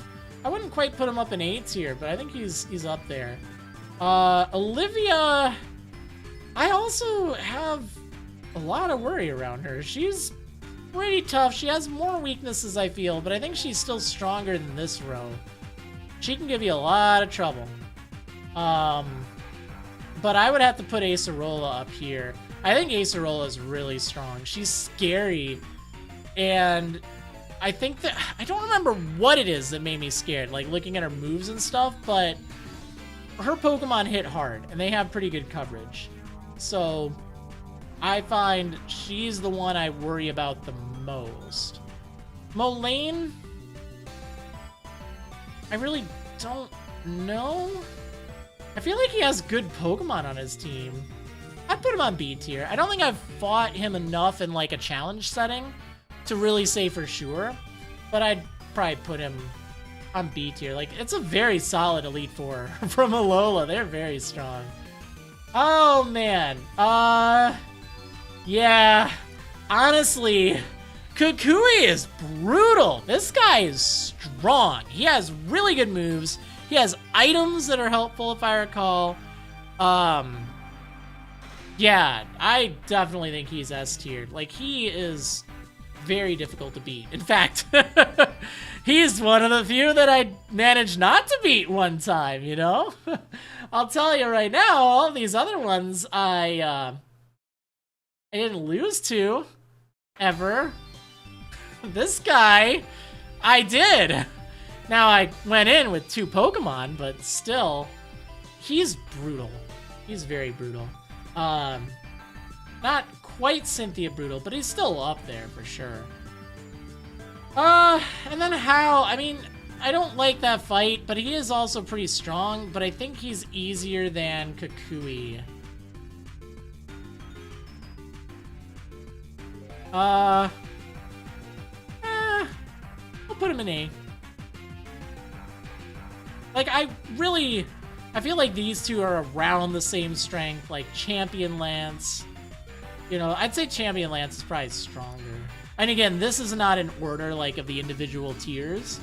You know, so Steven isn't, like, the weakest of C tier. But this is just to kind of give you an idea of, in my mind, where everything is. And, of course, up here, up top, is Leon. I think he's also really strong. I don't think I've ever fought him in a Nuzlocke, though.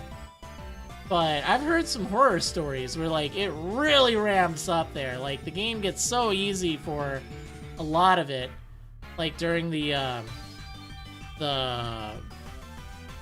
tournament thing. The Champions Cup. But then, you know, then, like, Leon just shows up, like, 15 levels or 10 levels higher than everyone else. And just, like, with this crazy team. It's like, whoa! Oh yeah, how's Raichu? I forgot about that. Yeah, that thing is a pain. Yeah, I think A tier is a good tier for him. All right, so this is my tier list for difficulty. This is based not on how much I like them personally, but this is based on how they are as far as difficulty goes. I'm gonna do a print screen of that really fast.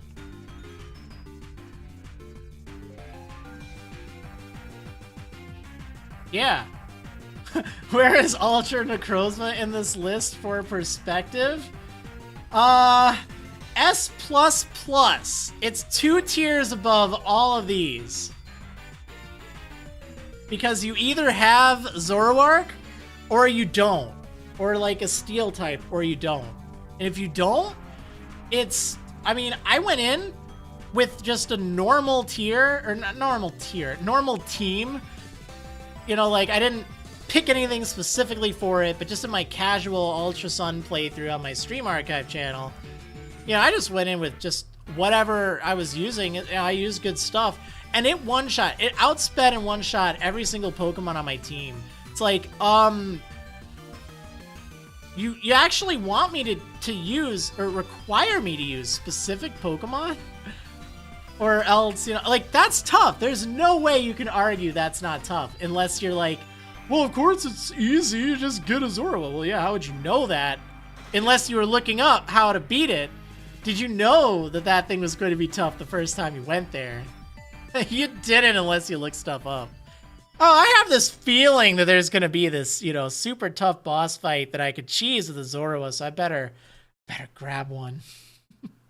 I don't know. It's really tough. Obviously, some people, you know, manage to defeat it easily, but I'd say that's the fight that most people had the toughest time with in any Pokemon main series game.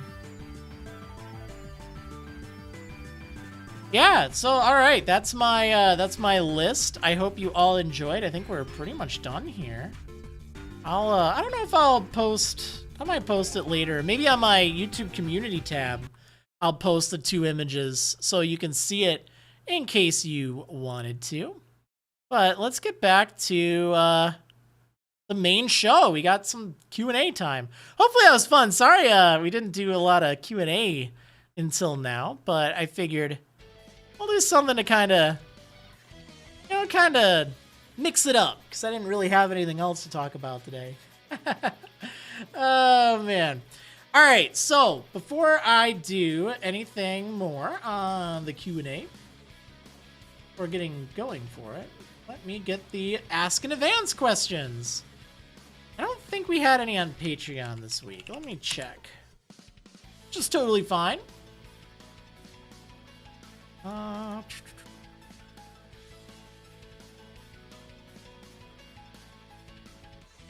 It's just there.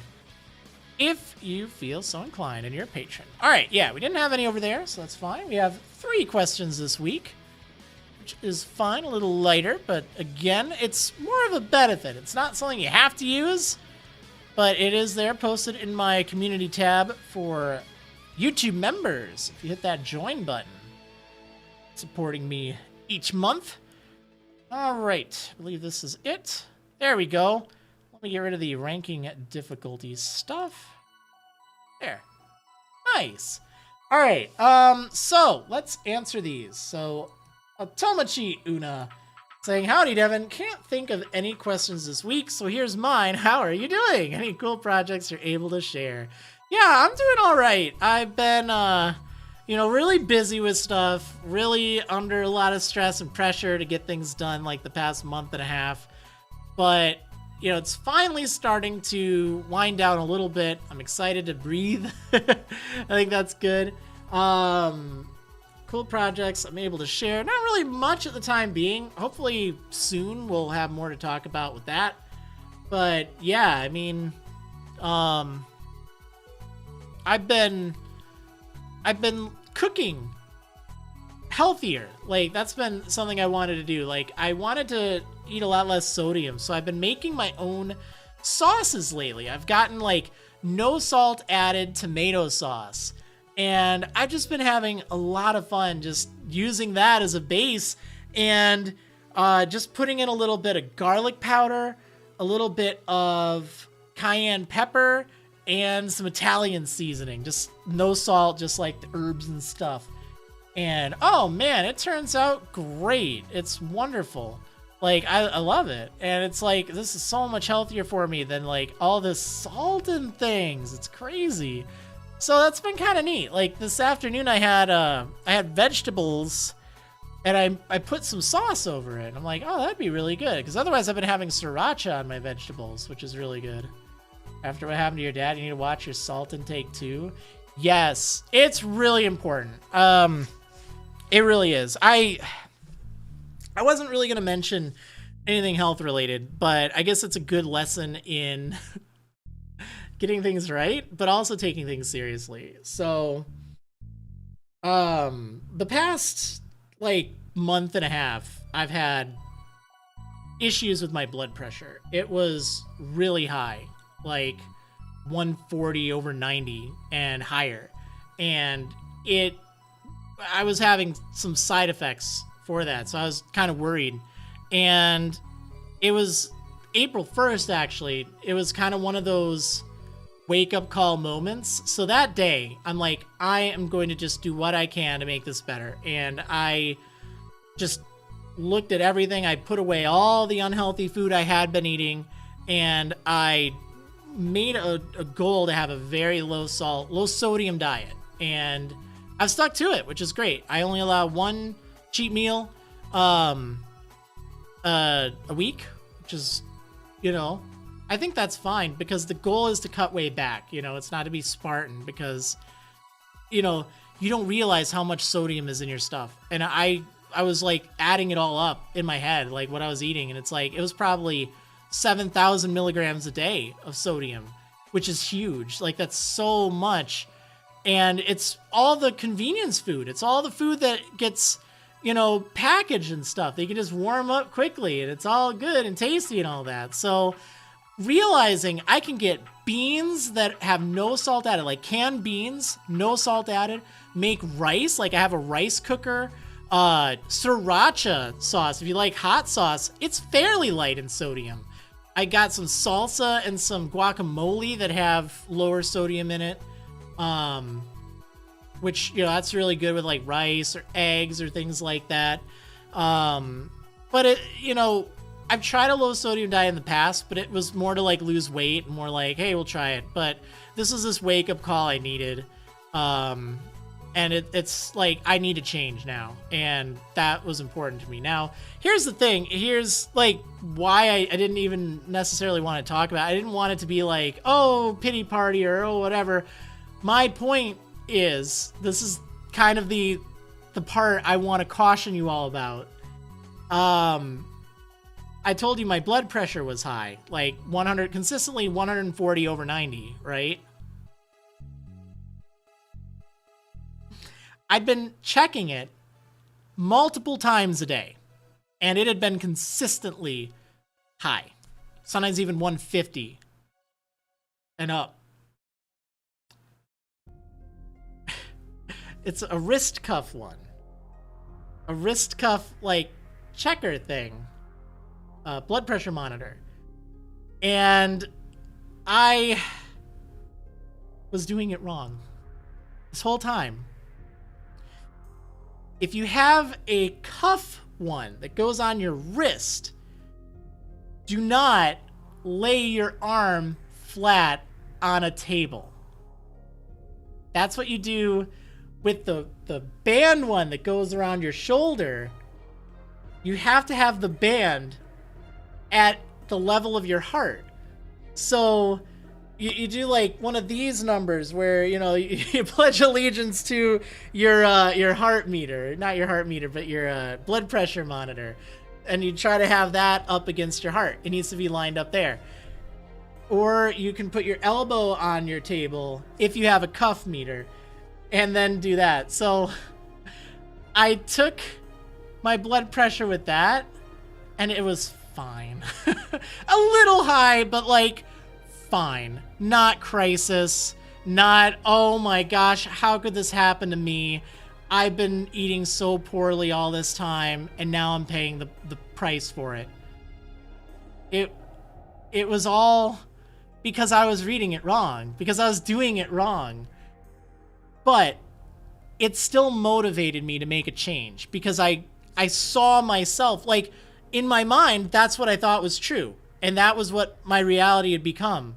So it was that catalyst I needed to say, I need to make a change now. And I'm thankful that that wasn't my blood pressure, like my real blood pressure, that it was completely fabricated there. But it was the wake-up call I needed. And if that is an issue with your family, you know, take it seriously. Like, it can be really convenient to do things, and it can be tough cutting things out at first, but when you see what happens if you don't take care of your body, it's really eye-opening.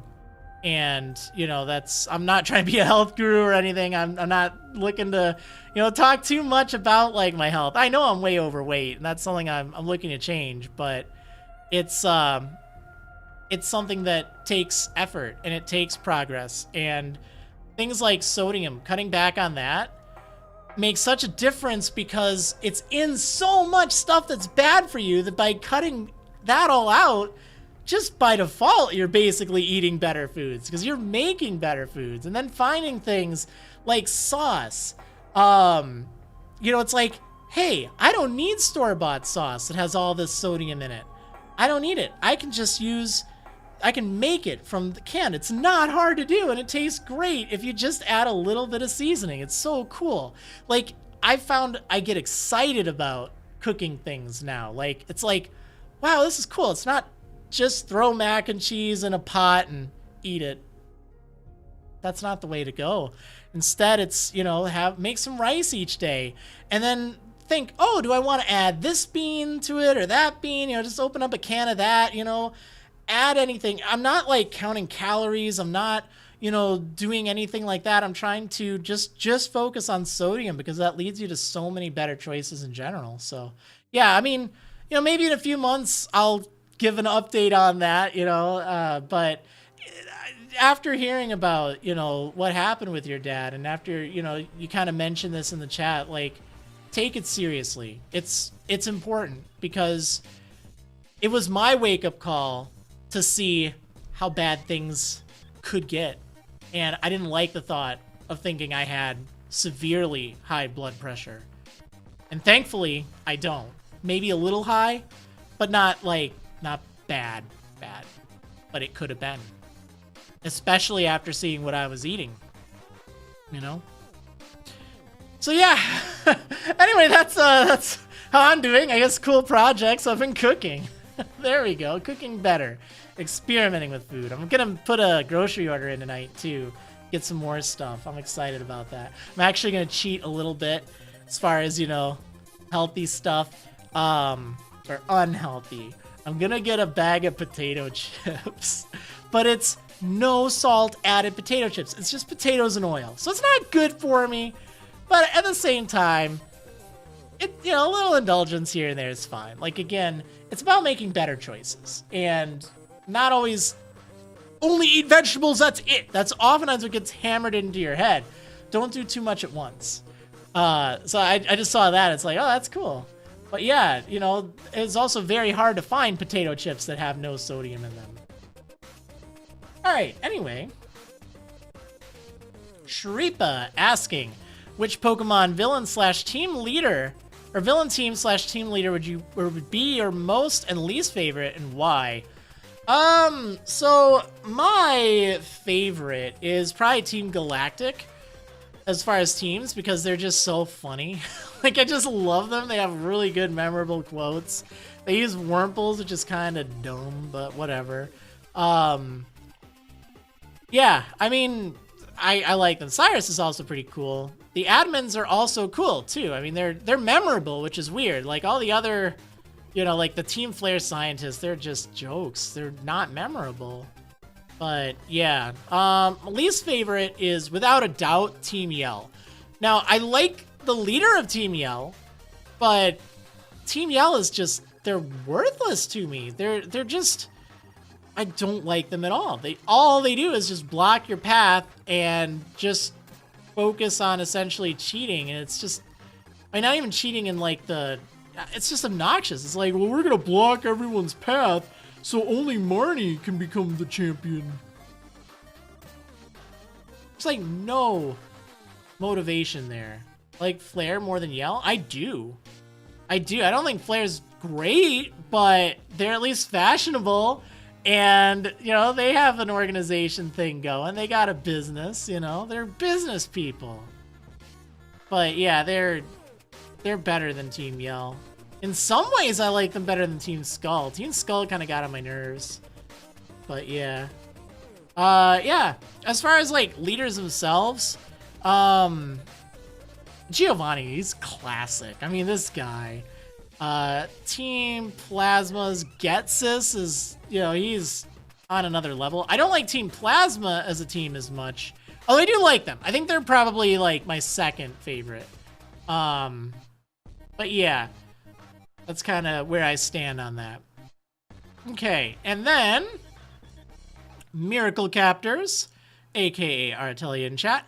Anyways, who's your favorite character of all time? Can be a game or an anime. I really don't know. A lot of it depends on, like, you know, what kind of mood. I mean, you like characters for different reasons, so it's I don't really have like a clear answer for that. It's not like I have, you know, just one character that rules them all. So I don't know. I'll list one that I like. I think that'll work. Try to think off the top of my head because, you know, I've played hundreds of games, watched a lot of anime. But we'll I guess I'll just say Meryl. I like Meryl. It's my favorite Pokemon.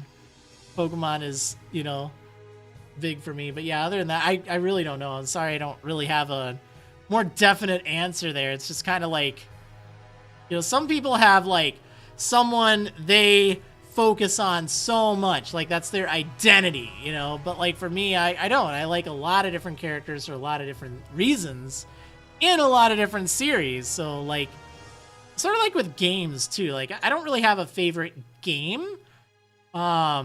Because I like a lot of them for different reasons. All right, so that covers the Ask in Advance questions. Hopefully that gave you a good answer. Of course, I had to have my usual long-winded answer that goes on for a while about something completely unrelated, but it wouldn't be a Maryland stream without that, right? So, everyone else tuning in, feel free to ask your questions now. I'll do my best to answer them live here. Jabba the Butt asking, I'm new, how many wedlocks have I done? I'm actually not sure the count. Let's see if I can count them up in my mind. I've done the Black Wedlock, the Heart Gold Wedlock, Sapphire Rainbow Wedlock, Omega Ruby Wedlock, X Wedlock,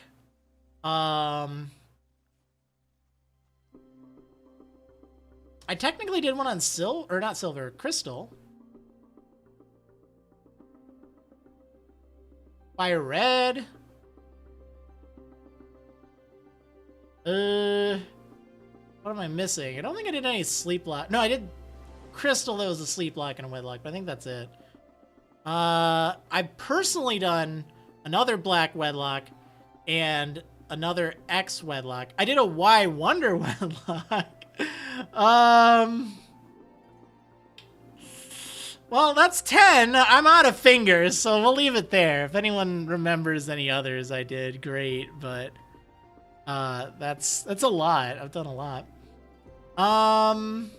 What was my favorite Nuzlocke / wedlock I've done on the channel? Probably the black wedlock. That one's still... Oh, black too! Duh! Yeah! Forgot about that. Yeah, the black wedlock is definitely my favorite. I think that was really good. For the Q&A, do you think the initial Champion Cup before the Darkest Day can be considered the, an Elite Four for the Galar region? Yeah, that's what I kind of like about it. I kind of joke that it is the Elite Four. Because you do fight 4 people. I mean, it was structured to be 3, but, you know, there's a 4th one that kind of squeaks his way in obnoxiously. But it is structured like that. I think that's what they were going for. It's the Elite Four without being the Elite Four. How long was the raw footage for the Cresselia video? Was it frustrating to record? It was very frustrating to record because I am very stubborn. Very stubborn. I think it was 6 hours. I'm not entirely sure. But it was a long time. I ran out of time for a night, so that's why it cut to daytime. I'm like, you know what? I'm not doing this. But like I said, I'm stubborn. So I recommended using quick balls. But I wanted to catch it in a heal ball. I'm like, you know what? If you're going to do something cool. And catching it in a quick ball just wasn't cool. Catching it in a heal ball, because it matches the colors, that's cool. And that's also something that not a lot of people do because it's really hard in that generation. Really hard. So... I'm gonna rant a little bit about this because that was a thing I'm proud of that I caught it. But yeah, that was a thing. So I used heal balls because I wanted it in a heal ball. However, during that montage, that like sped up montage with the music, I counted it, and just in that, it took me 188 failures before the success. 188. That is absurd. So, to put it in perspective, because this is something I wanted to research, and, you know, I was expecting more people to call me out, well, you didn't weaken it enough, you could have weakened it more. But what I found is, and this is really interesting, I almost want to make a video on it, because it's something that not a lot of people really think of. They have a misconception about when it comes to catch rate and catching Pokemon, where they assume it's like exponential, like you have to get it to a sliver of its HP or you have no chance. That is not the case, at least not that I can find. It's very linear. So it's really the Pokemon's base catch rate that determines how difficult it is to catch, regardless of its health. So something like whatchamacallit, Cresselia, it has a catch rate of 3. So even if I weakened it, it wouldn't have mattered that much. Like, I ran the calculations. It's wild. Also, really quick, thank you so much, Artelia, aka Miracle Captors, for the $2 super chat saying cooking stream when? Probably never. But yeah, I'm glad you're excited about the cooking ideas. And thank you so much for the $2. So yeah, it was a pain, and I could have improved the chances if I weakened it more. What I wanted to avoid was knocking it out by accident, especially before I saved. Like, there was a point where I decided I'm just going to save, because I got to be really careful when it comes to saving before legendaries, because my biggest fear, and this is a big Let's Player fear, is, did your footage turn out okay? If you save, you can't redo anything.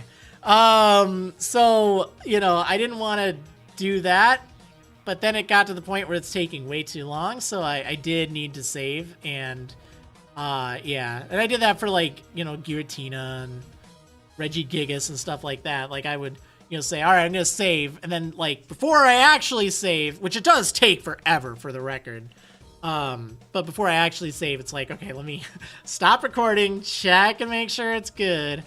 Yeah. But anyway, back to the catch rate. This is such a pain. So I could have weakened it a little bit more, but realistically, it would have changed it from like it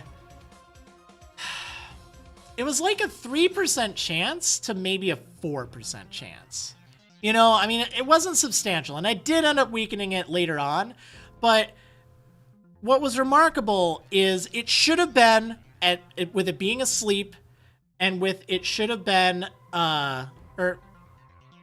words. Let me rephrase this, because that was grammatically incorrect. With it being asleep, and with its health where it was, it should have been approximately a 1 in 60 chance of catching it with a heal ball. Or I think a 1 in 18 chance with a quick ball. So I had... sorry, the water. I had 188 times where it broke out in just the montage. And the chance of you catching it without weakening it and without afflicting the status condition at full health, you know, it would be, or with a heal ball, would still be like 1 in 160 some odd. So like, it was bad. It was so bad. And yeah, that's the thing. Like, even weakening it, it wouldn't change it that much. It's weird, because I always thought it did. But from all the calculations I did, it doesn't. Not as much as you would think. So, I don't know. But at the end of the day, I wanted it in a heal ball. I didn't even care. In fact, small detail, I don't know if anyone noticed, but I caught all 3 of the Reggie trio in dive balls. I didn't catch Regigigas in that, but I did catch all 3 of the Reggies in my Emerald version in dive balls. Why? Just because I wanted them in that. Why not? It's tough to do, but I like fancy types of Pokeballs. I think it's nice when you catch stuff in that. So it's like one of those little details I didn't bring any attention to, but I do get a kick out of. So yeah, but that was a very frustrating video. Very frustrating. Video on catch rate would be interesting. It would, because there's so many misconceptions out there. So many. Like, you know, one thing I need to correct myself on is, oh, you should just throw a quick ball at a legendary on the first turn. Why not? Well, it's actually only like a 4% chance. It's not really that common. I mean, it's good against Dialga and Palkia and, like, you know, 30 to 45 catch rate storyline legendaries, but, you know, against catch rate 3 Pokemon, it's really not good. Like, it isn't. It's bad. I mean, you might as well, but, you know, it's really not very easy. And it's just so weird because, like, with catch rate, you know, I always thought, and a lot of people always thought, oh, you have to weaken it to 1 HP. But it's not like it's a huge difference between 1 HP and like 5%. Like it honestly isn't. It's not like, oh, you gotta false swipe it down. You know, that's always that Pokemon trainer advice. And it helps a little bit, but it's linear. It's not exponential. It's not like, you know, it's not like using reversal or something. So, yeah. Yeah, it was cool though. Like, I'm glad I got it in that, because, you know, that was the thing. I don't think I catch any others in that, but oh man. Yeah, hopefully I'll have a chance to post the next video on Saturday. This one will take a little bit more editing, but I'm gonna tell you in advance, I think you will I think you'll enjoy it. Got a super cheer? Was it the super chat, the cooking stream one? Yeah, I did. Thank you for that. False swipes mostly there for safety. Well, a lot of people think it's there, you know, to really make catching optimal. And yeah, it helps, but it's not like as necessary, which is good. Oh man. All right. I'll spill the beans, not on the video, but on you know, the things you never wanted to know, but you secretly did. So during that Cresselia catching marathon, I got very frustrated, and there's a lot of swearing in the failures. Like, obviously it's all muted, but I had quite the mouth while not catching that thing. And it's not at all what you would think of me doing. And I even had a song that went with the tune of the battle theme. I don't remember exactly how it went, but I know it was really bad. You'll never hear it though. It's never for your ears, but I thought I'd share that story just in case any of you wanted to know. He's not always the squeaky clean guy. But after like 2 hours, it's like, man. And you know what? The weird thing is, I look back at it and I caught Mesprit in one quick ball. I weakened it, but I caught it in one. It's like, what? That was so weird. But yeah, Cresselia, I had flashbacks when I needed to catch it in my first playthrough of just hearing that cry. Ugh. It just was so taunting. It made me hate Cresselia all over again. All right. Let's move on to another question here. No, Jabba the Hutt. I don't play on any like ROM hacks or fan games or stuff like that. I only play on the official stuff.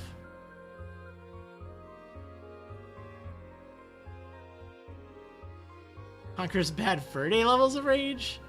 I didn't get too angry at that game. But it did make it look pretty tame compared to what I was saying.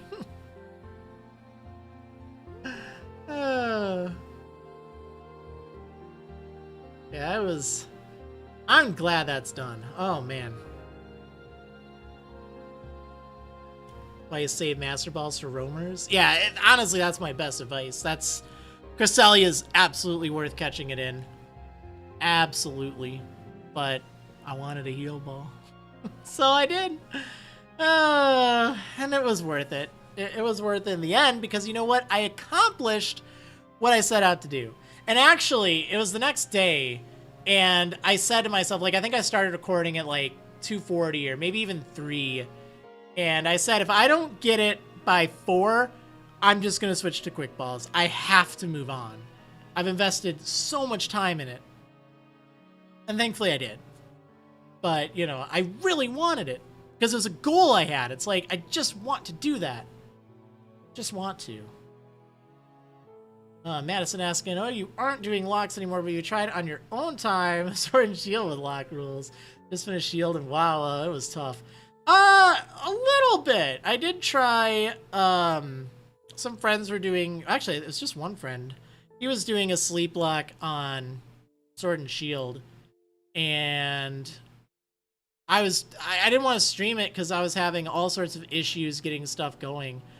But I did, I kind of played along for a bit, and yeah, it was a little difficult, but I used a Greedent, and that thing just carried me through the second gym. So yeah, but I hear it can actually get surprisingly rough, at least for the champion fight.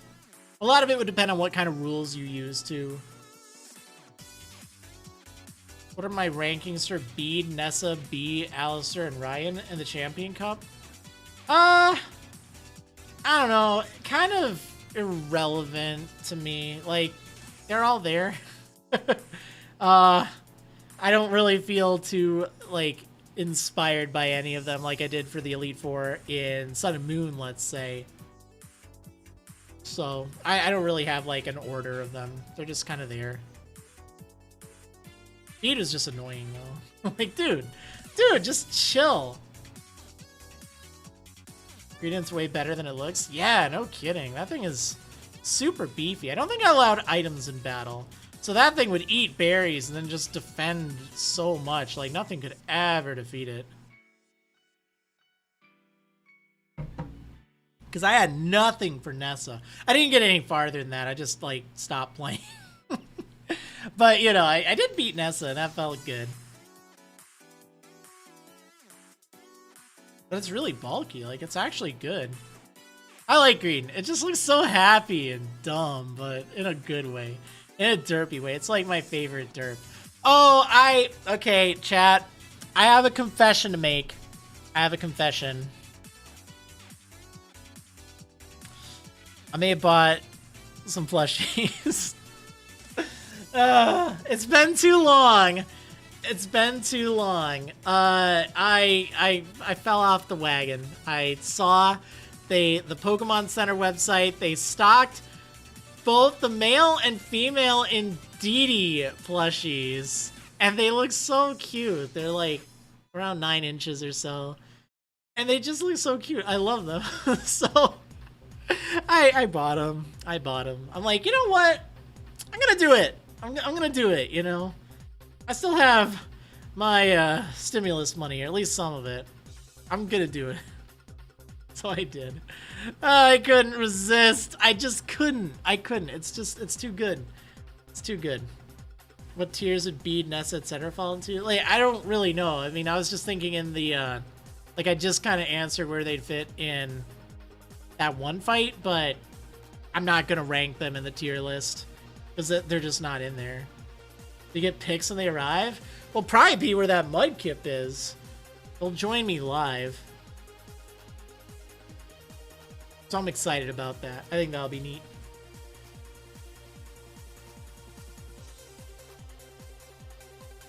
Yeah, I really like this music. I'm glad we're switching to Overclock Remixes stuff. Powered by Rainwave.cc. Which is really handy, by the way. Like, that's that little overlay thing I have there. So I can give credit and attribution. And they assert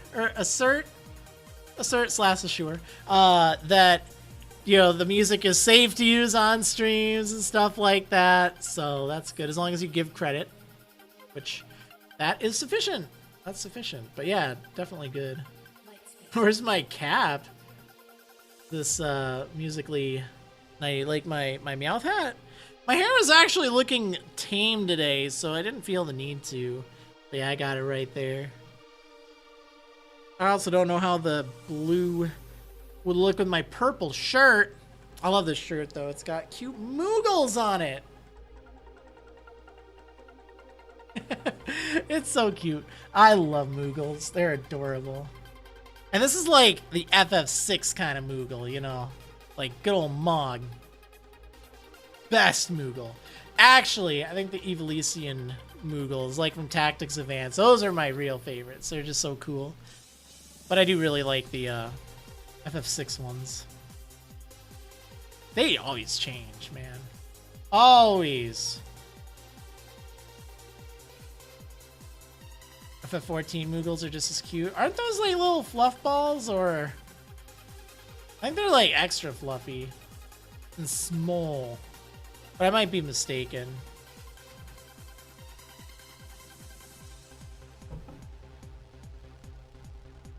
do you think of Ariana Grande? I don't really listen to her stuff, I don't think. You know, I'm nothing against her. She's fine. I usually listen to, like, kind of dubstep and metal and stuff like that, so. Not usually my genre, but, you know.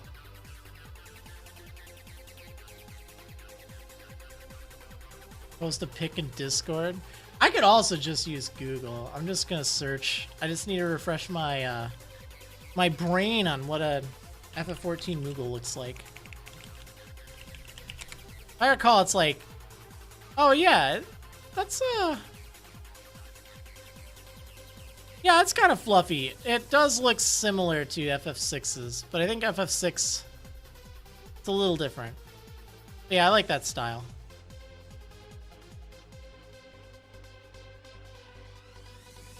What kind of metal? I like symphonic / power metal. I don't really listen to metal that often, but I've been trying to get back into it. I used to listen to that almost nonstop. Like, that was my main vibe. But then I just fell into, like, techno and trance and stuff and dubstep. It's so crazy. Was Cresselia my most difficult legendary catch? Yeah.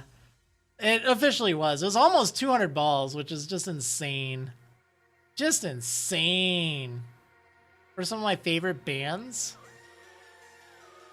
I used to really like Dream Evil way back. That was one of the things that got me into like power metal, like symphonic metal.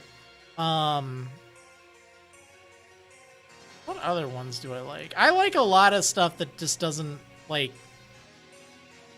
fall into the norm, like a lot of just whatever's playing on dubstep, not like always the popular stuff. I listen to it on like a radio station, an online radio station, DIFM. So I don't always know what's playing. Oh yeah, Dream Theater. Yeah, no, Dream Theater. It's definitely one of my favorites. They do so much stuff. It's crazy. Like so much variety in their music. It's really good. I haven't listened to a lot of their newer stuff lately. Yeah, Camelot, they're pretty good. I haven't listened to them in a bit, but I definitely know them. What are some other ones, like in the metal scene at least? Like, shoot, let's see.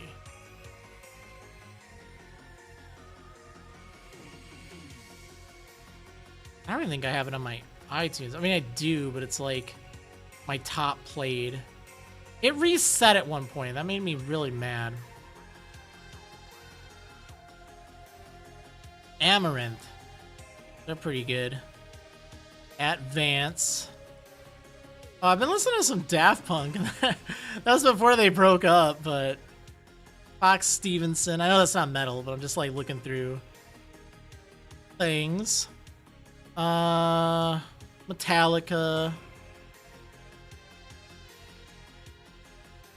Porcupine Tree. Oh, Rhapsody / Rhapsody of Fire. They're really good for like metal, symphonic metal. Used to really love Dragon Force. Yeah, they're pretty good. They're pretty good. I really appreciate Dragon Force's like, you know, chill streaming attitude. Like they aren't like, how dare you use our music or whatever. I mean, I know they have to like protect themselves, but they usually tend to, you know, side on the, you know, cool end, if that makes sense. Like GDQ, I know they could use music, no problem there.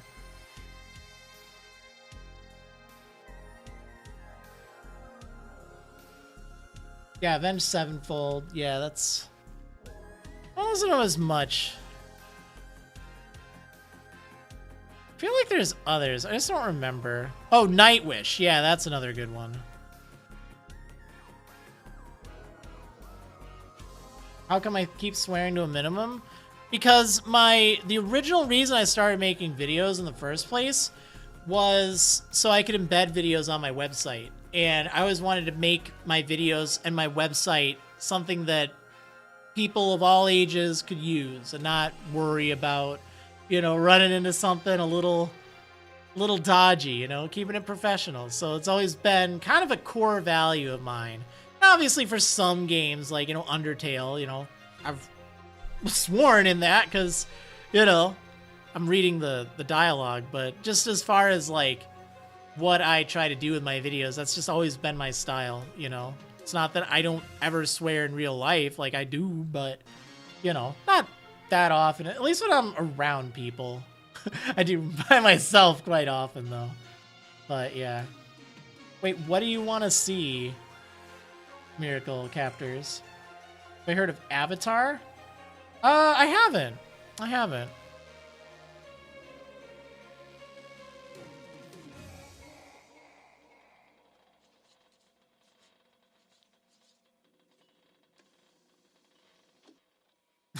Thank you for the $2. Artelia Cavera, aka Miracle Capture, saying, I kind of want to see the video. I think it's comical, but I don't know what video you're talking about. I think I missed something here. I don't understand what you're talking about. But thank you for the $2. If you clarify that, I'll let you know.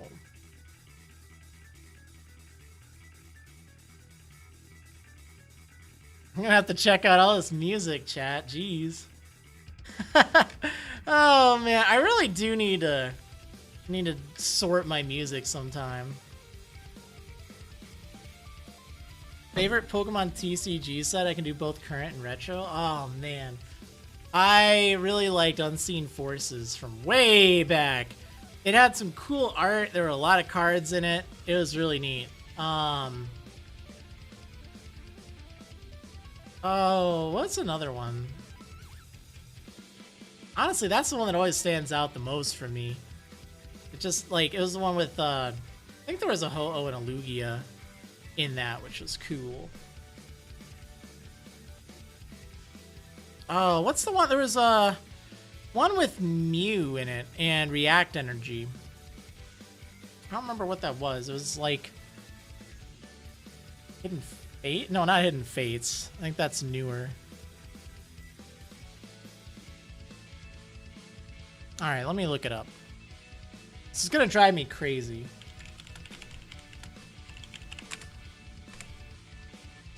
Legend Maker. That's what it was. Legend Maker was a pretty cool set. Or at least it had cool cards.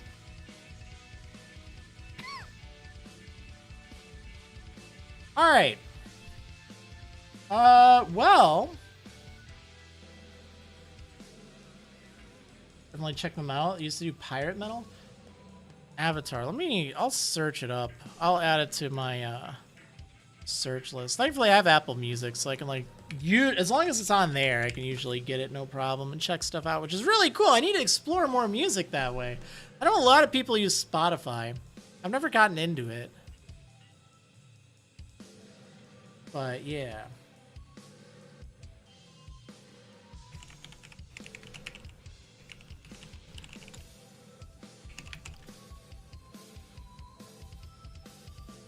Should I flex? Chat, should I flex? Have I ever been competitive to any card game? Pokemon. I did play competitive Pokemon for a while. It was never that good. Oh yeah, Delta Species sets are pretty cool. Alright, chat, I'm wondering if I should flex. So, typing. Something that I've become more and more aware of is that I'm actually a really fast typer. You know, it's not like I don't really mention it that often, but I realize it's actually really darn good. So I'm almost wondering, do you want me to flex my my typing speed? We'll see if I can do that. Could be kind of interesting. Just before I head on out here. I did that. What brings us up, I was setting up my mom. She started streaming not that long ago. Well, actually, it was a few months ago now, but she hasn't set up social media for the longest time. So I went over to her house yesterday to work on it. And I don't know, we were talking, like, typing, because her hands, she's got, like, arthritis and stuff in them. And, you know, it's just so much harder for her to type. She could type fairly well back in the day, but you know, she misses that. So I was just, you know, I was over there. I'm like, all right, I need to know, what is it? So I borrowed her laptop and I just did a test just to kind of see. All right, let's do this. I believe this will work. All right, so I'm just on typingtest.com.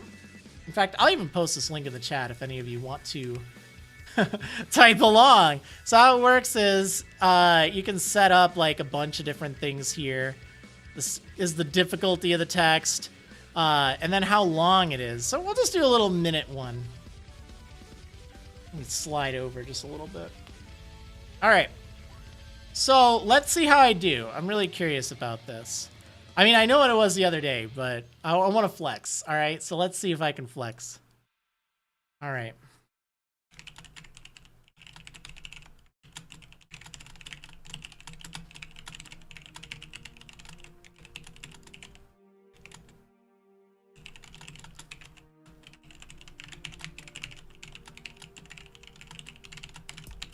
Oh, man.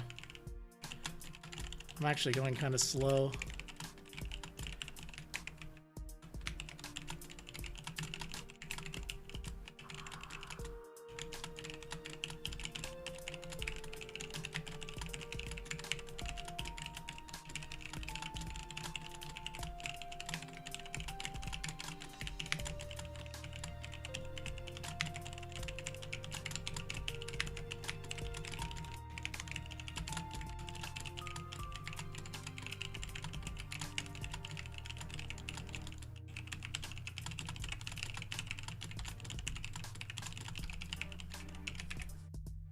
No, it's so slow.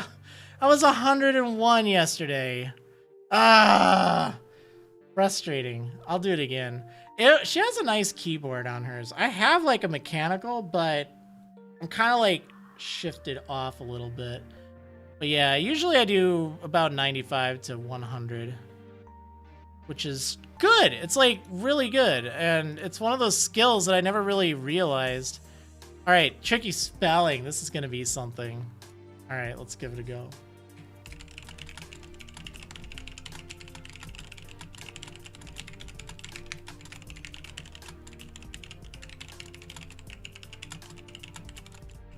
Ew.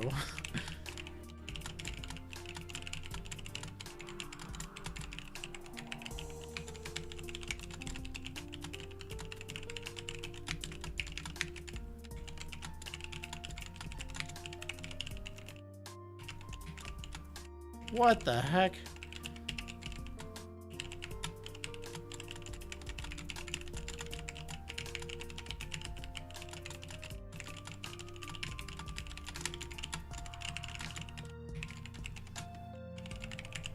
No! I will fix it.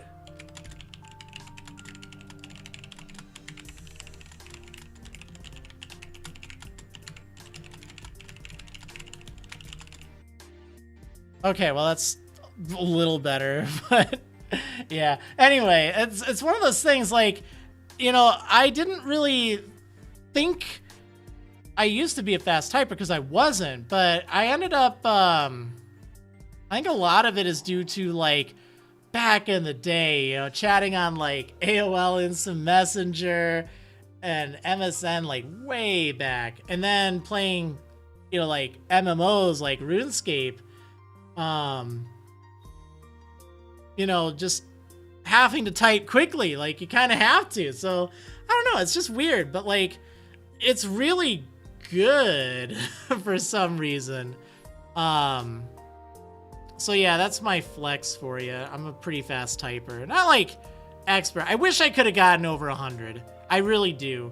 I can, but it's definitely one of those things. But I'm accurate. You know, I could have gotten higher on that if I just let that one word go, but I can't. I always know when I make a mistake. I always know. Oh, man. All right, chat. I think I should probably wrap things up there now that I've exhausted my fingers. It actually isn't that exhausting, but it's kind of cool. But yeah, so next week, hopefully I'll have more updates to share as far as, the website and, nothing really is planned for YouTube, but that's fine. That's how it is. Because again, I'm going to be very upfront with you. There's the Diamond Adventure series, but after that, it's like I might do Monster Sanctuary. They did just have the update for that on the PC at least, so that's pretty cool. But it's not like I'm going back to doing things regularly like that. I'm doing these streams, these weekly streams regularly, but I don't really want to return to the whole full-time YouTube thing, and that's okay. But I do like the idea of still keeping up with you every week, and maybe doing tier list things every now and then. I think that's kind of fun. You'll have to let me know, especially if you're watching this after the fact and you're like, hey, was that fun? Let me know in the comments. That still works. A lot of people, they get to watch these after the fact. It's just a nice little chill time, which I think is cool too. But yeah, and I didn't mean to sound depressing or anything. Oh, I'm not gonna do anything.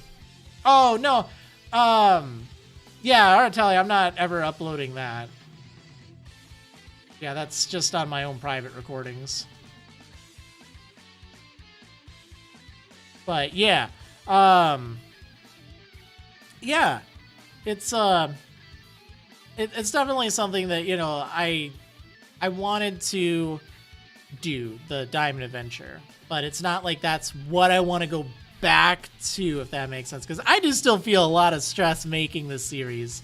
I'm glad to do it, but at the same time, it isn't what I feel like I need to be doing, if that makes sense. It isn't what gives me fulfillment, but it's something that I want to do, at least in this instance. That makes sense. So, just temper your expectations, I guess.